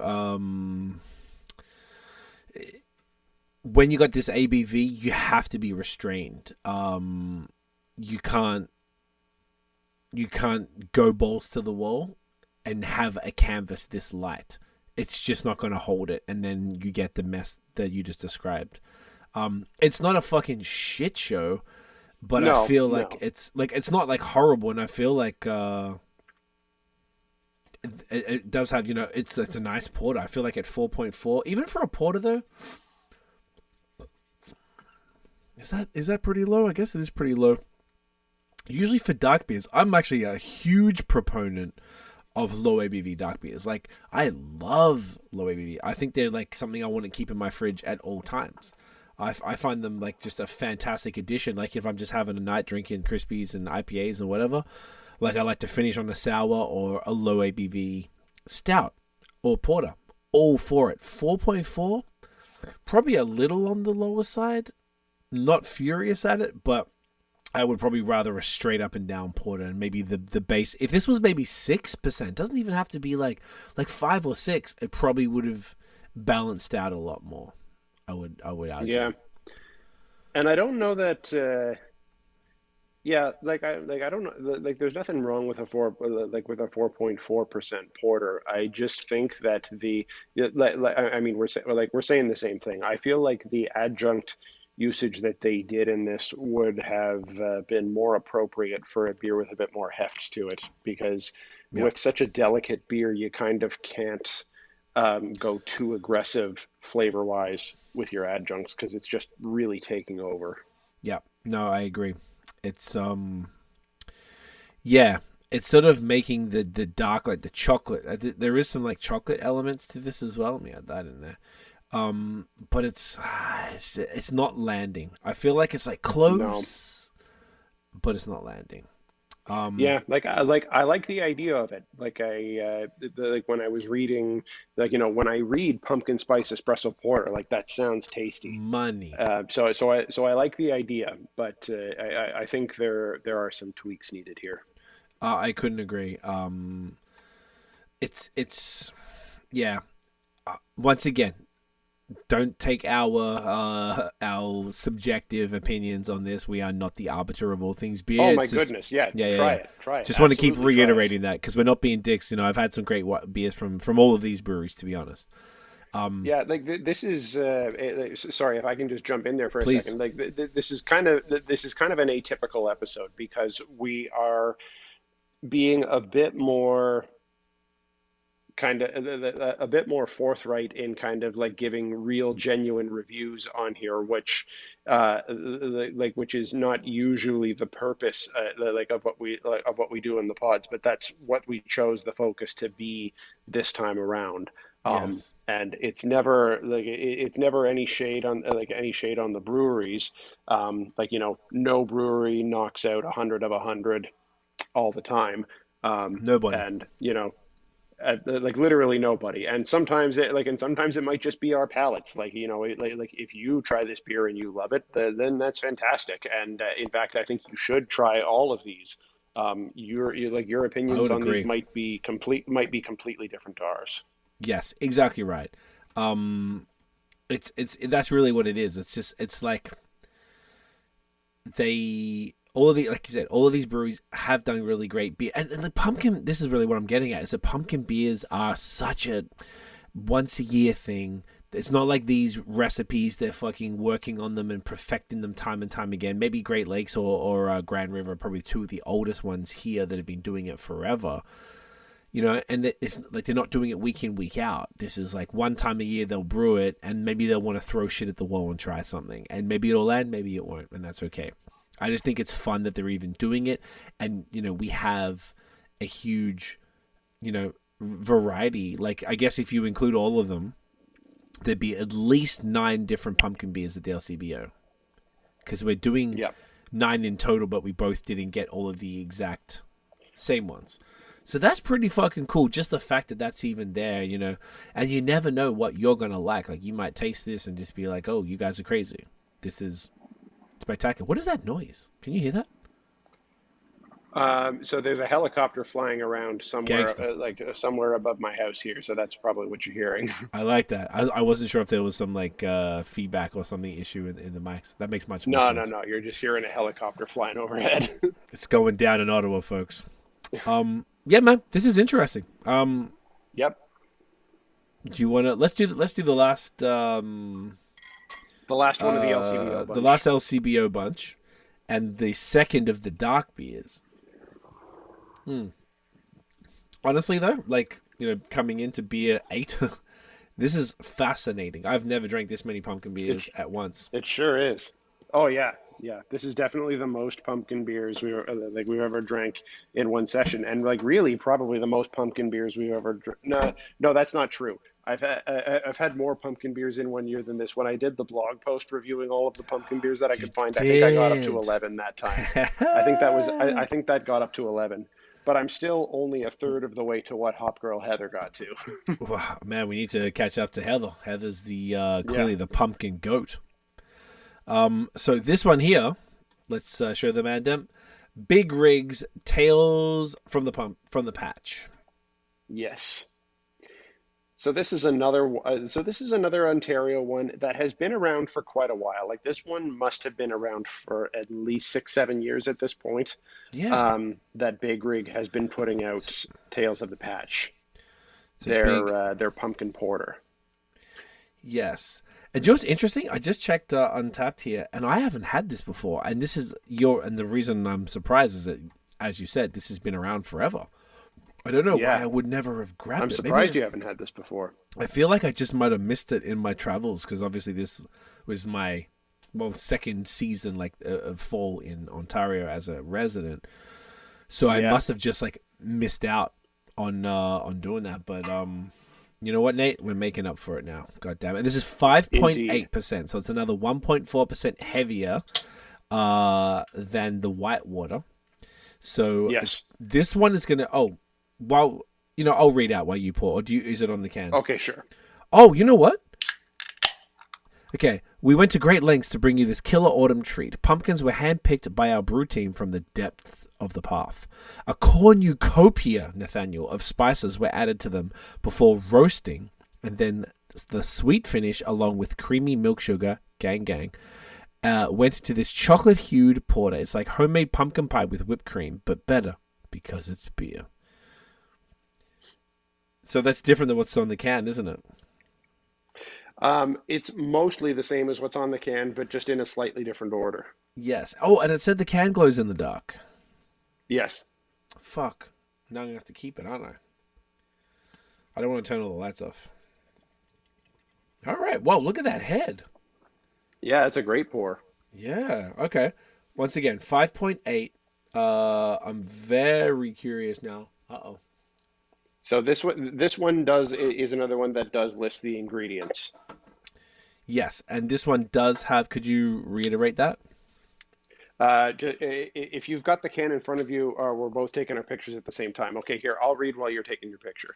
I'm Okay, done. ingredients: water, barley, oats, hops, lactose, yeast, and spices. Okay, so this is just spiced. There's no pumpkin in this, but there No is pumpkin. lactose, Okay, which is very, very important to us, as you can see from our Gorgeous. shirts. as you can see.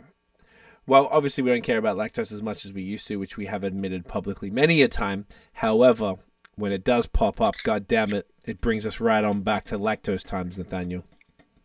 And we've got the and we've got the shirts to rep for it now. 3 years too Exactly. late, but that's all right. But you know what? It's okay. We got there eventually, and that's all that matters. So I'm excited to try this one. So this is like a nice deep brown, nice kind of like off-white head, roasty, spicy. Yep. Fucking get that in, you big fella. Cheers, mate.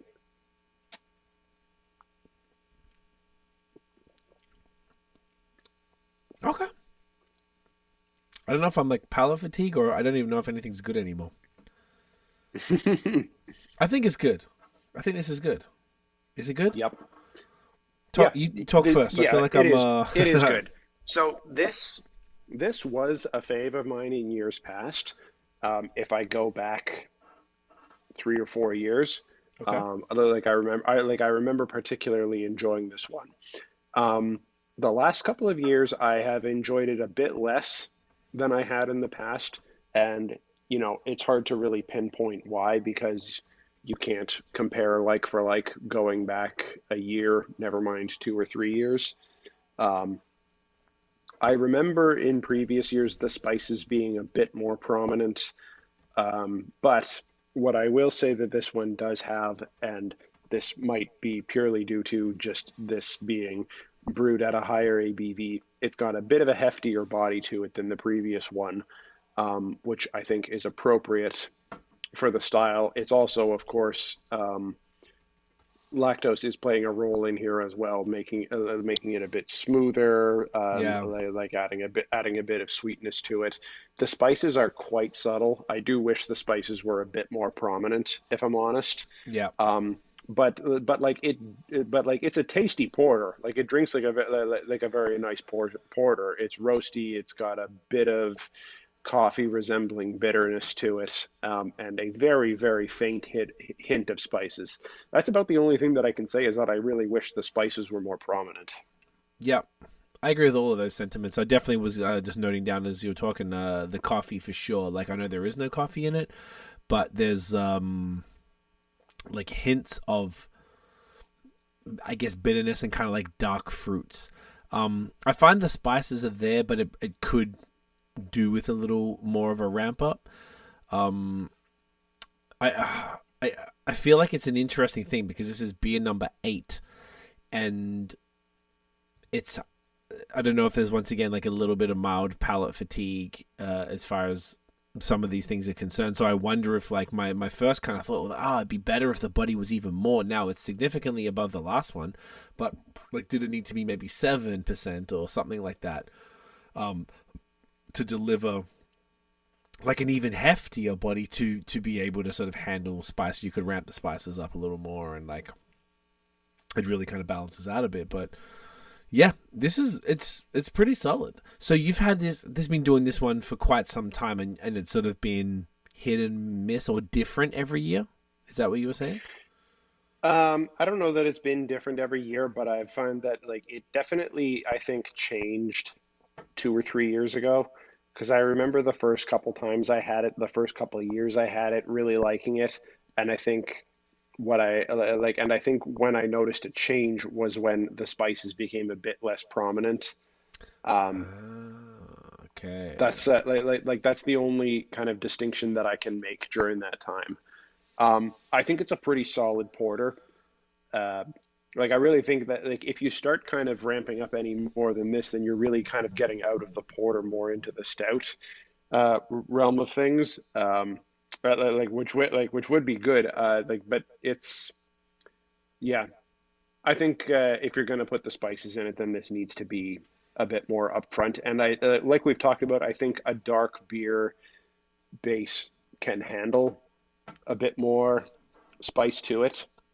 Um, and especially with this one being at 5.8% and with lactose as well, it's got a robust body to it that can that can handle a bit more being thrown at it. So yeah, that's about the only note that I have on it. Is as you were sort of talking there, and I took another sip. I'm like, oh, I like this. I think this is solid.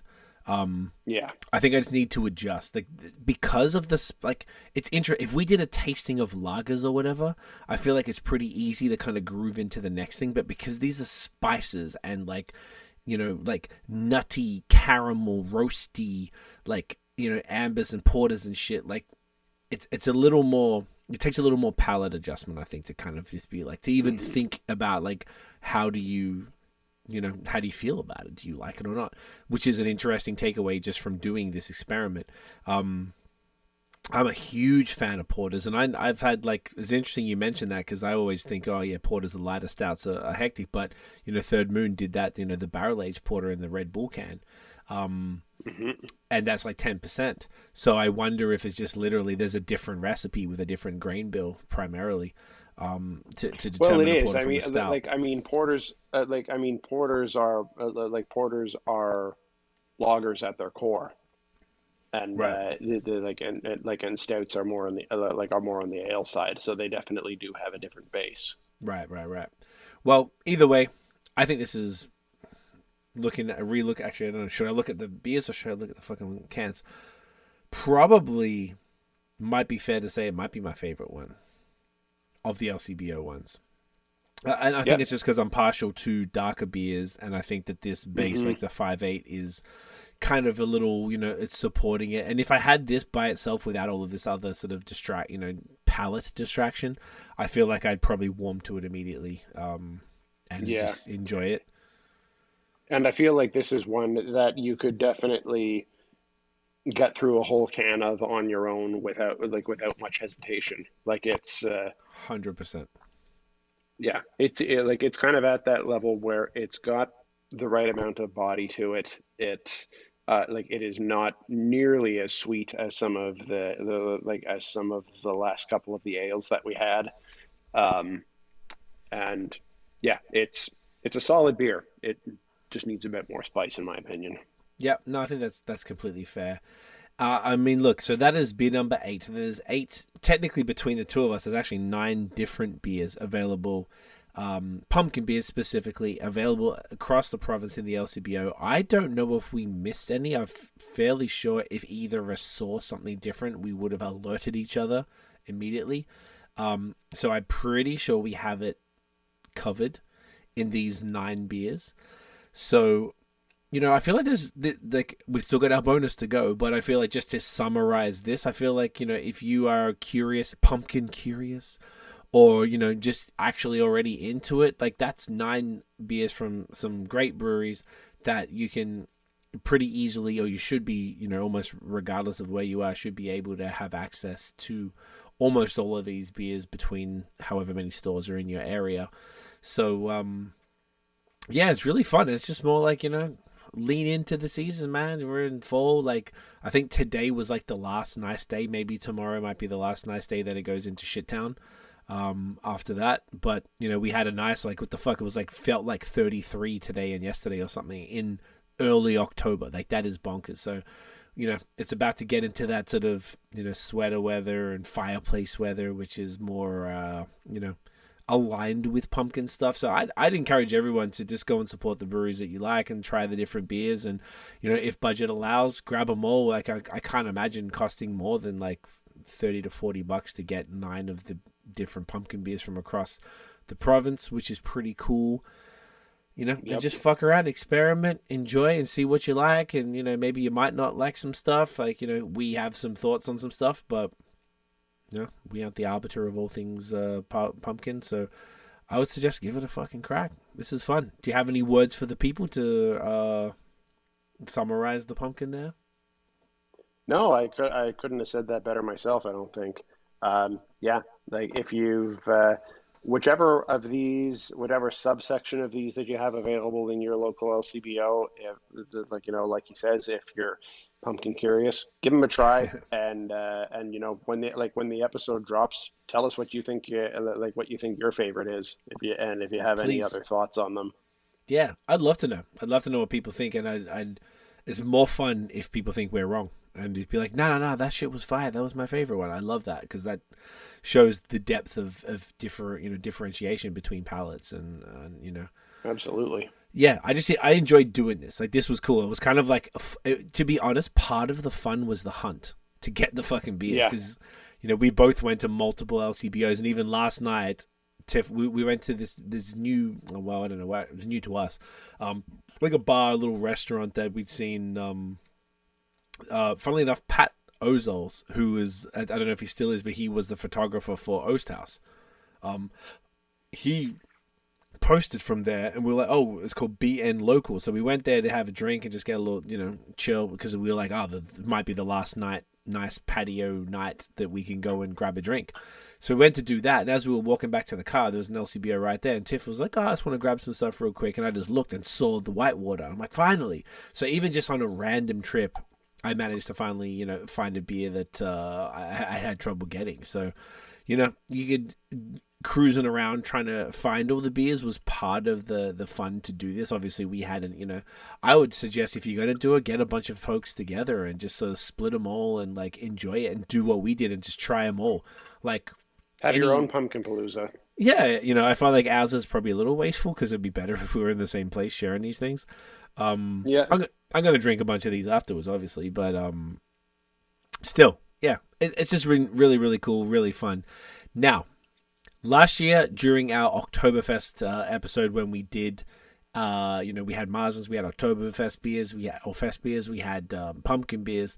There was one specific beer from a devastatingly defunct brewery, now defunct brewery, that we were able to get another bottle of their pumpkin beer, which I'm very curious about. We're both very curious about because now that beer is a year plus old, and to see how the spices would have changed. So we thought we managed to get them, and we like, you know what?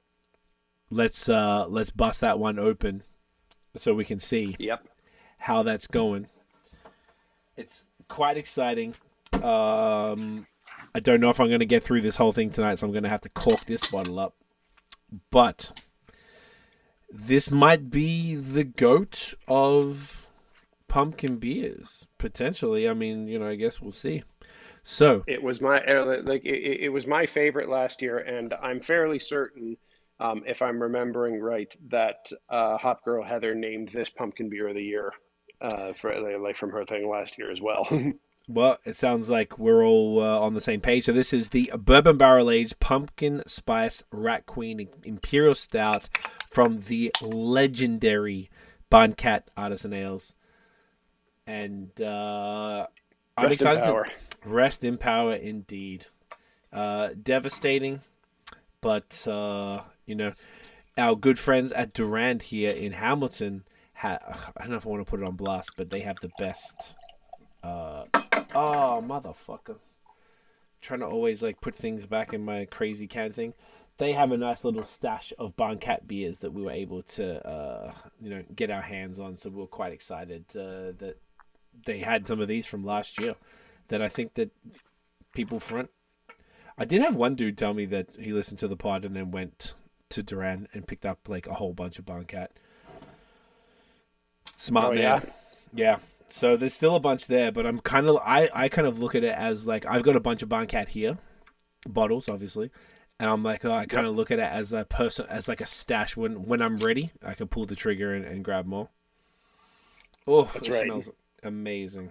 I'm just gonna pour a little bit for the. I was telling Nate off air last night. I did my first big beer Wednesday. Probably most of the summer I didn't do it because I just had too many other beers to get through, and feeling it a little bit today because I went hard. Oh yeah, look at that! Oh, gorgeous. A year-old bourbon barrel-aged imperial stout, and that might have one of the best heads that we've poured of any of the beers tonight. Yeah, well, I actually did mine super small. I did it gentle, but yours looks glorious. Nathaniel, cheers to you, kind sir. Cheers, brother. Oh, this nose is insane. Oh my God. Okay. This is not even fair. Oh yeah. Ladies and gentlemen, this is what the fuck it's all about. This is what it's all about, Nathaniel. Oof. Isn't that ridiculous? Oh my God. Oh my God. I think that That's unfair. I feel like it's gonna get 5. Let's gonna get 5 checking on Untapped right there. Oh yeah. Is it just PSRQ? Is that what it's called? PSRQ? Well, I mean, Oh, there it is. Yeah. yeah, look, I- okay, no, yeah. So bourbon barrel aged PSRQ imperial stout with pumpkin spices. That's it. So this is their Rat Queen Stout, which is arguably one of the best stouts to ever be made in this province for sure, which is why it's so devastating. Oh my God. Like, I feel like you could probably say in the country pretty safely. I gave it 4.75. I'm just gonna bump that up to 5. Yeah, For the love. that seems rude, if I'm honest. Yeah, no, I took care of that. I mean, obviously the bourbon notes are in there. This is so delicate. The pumpkin spices are probably more subtle than they were last year, but I don't think they've dropped that much. I really thought they dropped more. No, I was just about to say, they actually don't feel like they've dropped that much at all.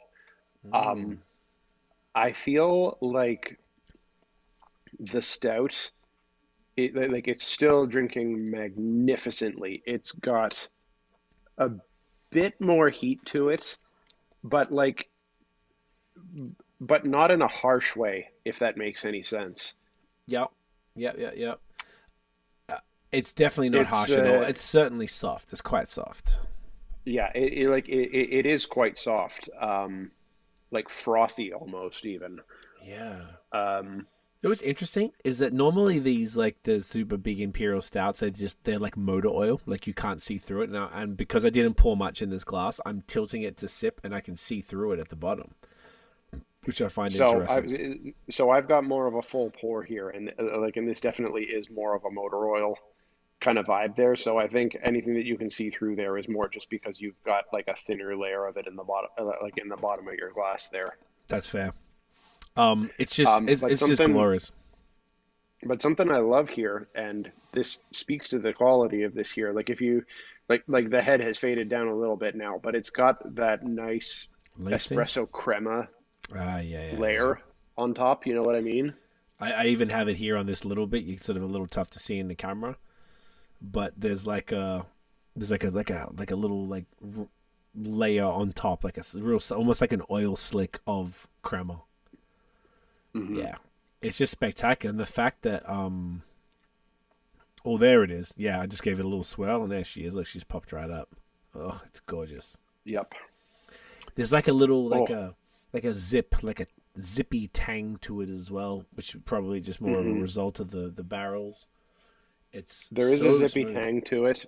Yeah, definitely. And I'm even getting a bit more of kind of like a graham crackery kind of thing I can see that to the malt bill, along with the notes of dark chocolate and and vanilla and talk to me. Keep talking. and dried fruits, kind of a prune and date sort of thing going on. It's so complex, and then add on top of that a nice bit of warming spice.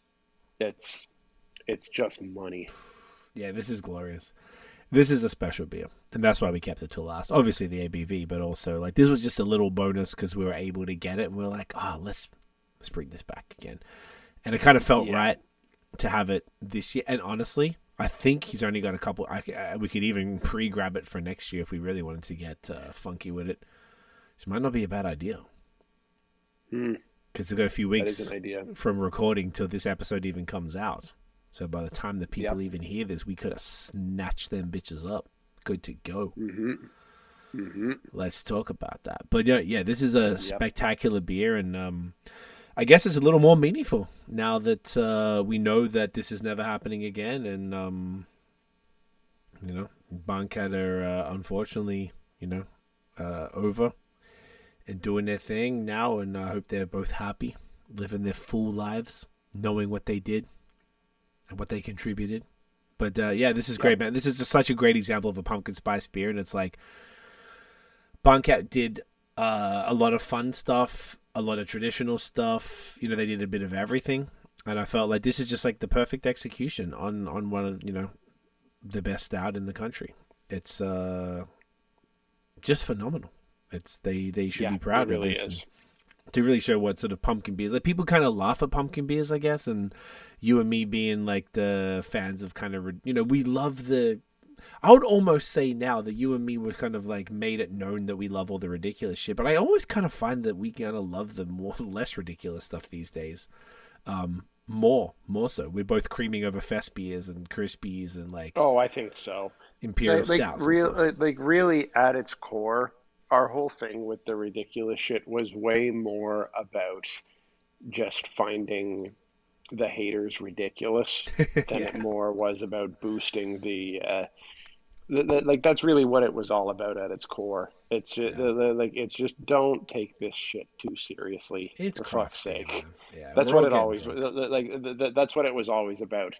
But yeah, like as for what we actually really would prefer to drink most of the time, like, if you give us a really, really well-made Pilsner, we're happy. We're not asking for anything else.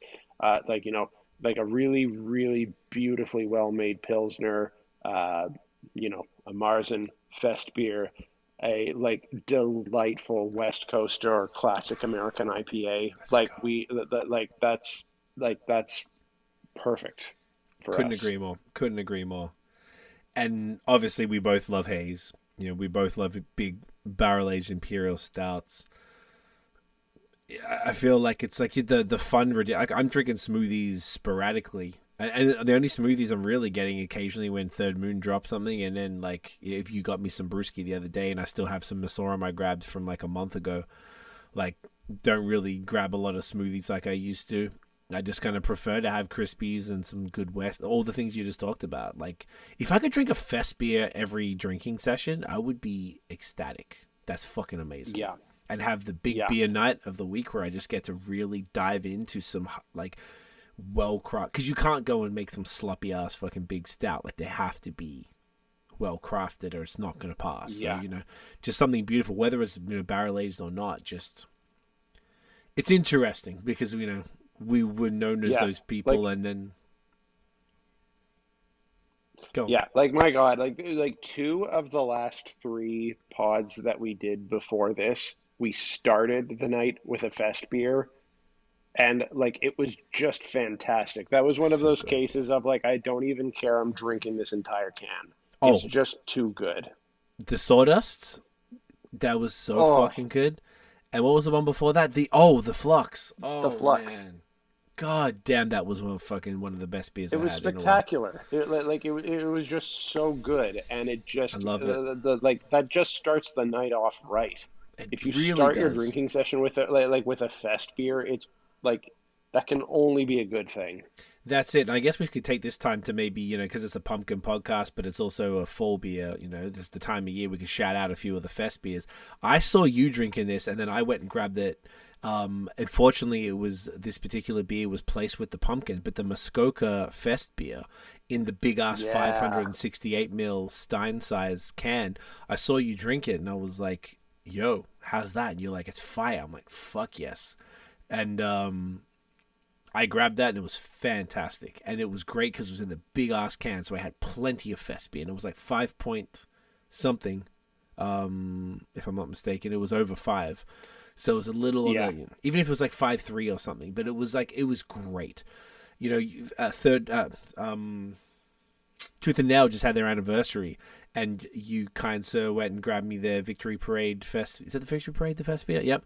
I haven't cracked it yet because I'm saving it for Saturday. I can't fucking wait. I'm going to crush that.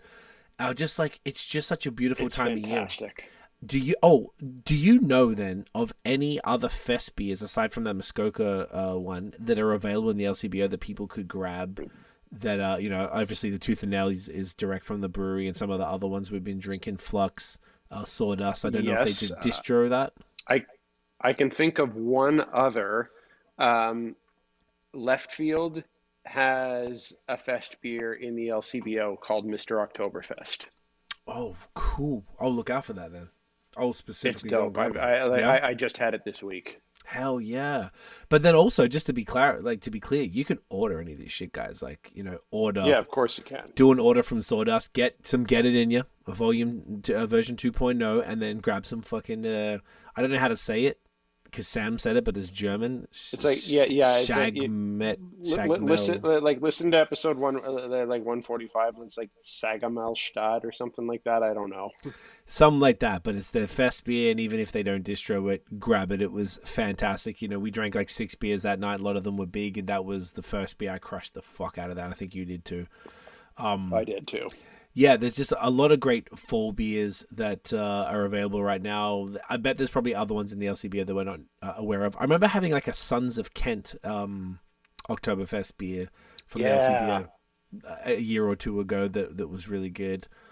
There's so much stuff. And Dominion City recently dropped a fest beer. They're having their Oktoberfest celebration this coming weekend, which will have long passed by the time this episode comes out. But maybe their fest beer will still be available by the time it does. Okay, amazing. If you do grab that, you just grab us a can. That'd be sick. If you do get it, no stress. I got you, bro. My man. But yeah, it's like real. It's a fun time of year. I feel like we kind of were saying at the beginning.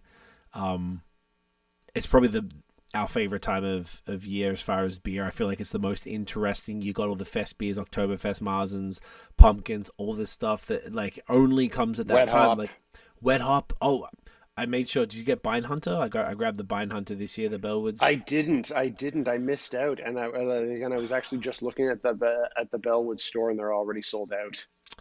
If I go back in, they might have some in the retail stores. If you happen to spot any, I'll grab one for you for sure. On that note, Dominion City just dropped Winding Down the Vines today. Oh, their Wet Hop IPA as well. Great one. Yeah. See, there's a bunch. See, what other time of year has this many unique styles that only come around harvest? I feel like almost like if you look at maybe 1,000 years ago or something, isn't this probably the time of year that humans celebrated the most? Like harvest is when they get all the food together to be able to get them through a harsh winter, when before they had all of the modern luxuries that we have of refrigeration and all this stuff. So the harvest is such a wicked time of the year. So, looking at this now, this is pretty fucking fire that we have access to all of this really cool stuff. Lean into that shit, bro. Enjoy it, soak it up, support the breweries. Yep. I mean, I guess, they need it now more than ever. And we really wanted to do this episode, like Nate, just to give you props. The idea really was the ones that are available at the LCBO, because we didn't want to bring, aside from the Pumpkin Spice Rat Queen, which was just kind of fun, but, beers that are completely, easily available for everyone, and that's why we're just sprinkling in a couple of little, like, fest beers and other different things at the end here.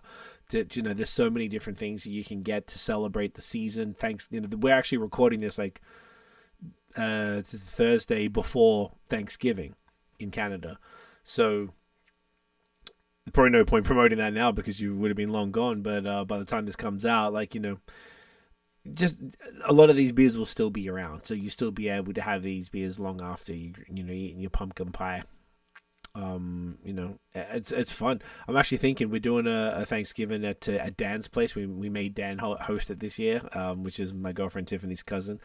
He because he's big man, so now he's got a place in Toronto, so we're like, all right, you're fucking hosting. Attaboy.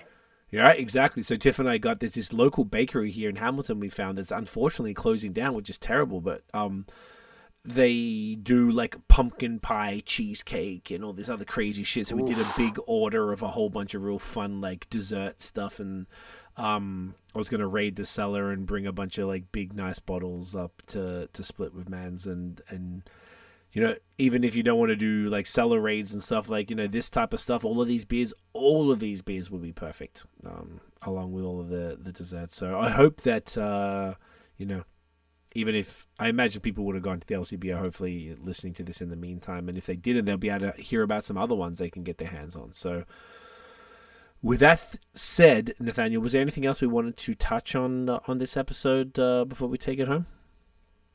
No, man, I think that's it. I think we covered it. I think we did well. So let's get a little thumbnail. Yeah. This is good. This is like efficient. I knew this one would be a little more efficient than the average pumpkin, the average podcast, the average pumpkin, saying P words. I don't know how many of these I can get in my hand here. I'll probably be able to do 4. Yeah, I can only get a couple because of my thumbnail, my, what's it called? Screenshot hand. All right. Make sure you see that. Lactose. Ready? You got it? There you go. That's better. Gorgeous. Nathaniel, where can everybody find you online, you bloody legend? You find me everywhere at NathanDoesBeer and right here. Every week, Nathaniel on tap. Guys, thank you so much for watching and listening. If you enjoyed the episode, smash the thumbs up, hit subscribe below, hit that notification bell. You know, Nate. Ding. So you know when the new episodes drop. Follow us everywhere at BAOS Podcast. Check out the long form audio. We're on Spotify, Apple Podcasts, everywhere. Throw us 5 stars. Give us 5 stars for Pumpkin. Just, it helps. It helps a lot. Get the word out. Give us 5 pumpkins. Give us 5 pumpkins, guys. That's what we want. Just 5 pumpkins. Enjoy. Happy Thanksgiving, even though it's going to be much after, but I want to express that sentiment anyway. Yeah, man. We'll see you guys in the next one. Get it in you. Cheers.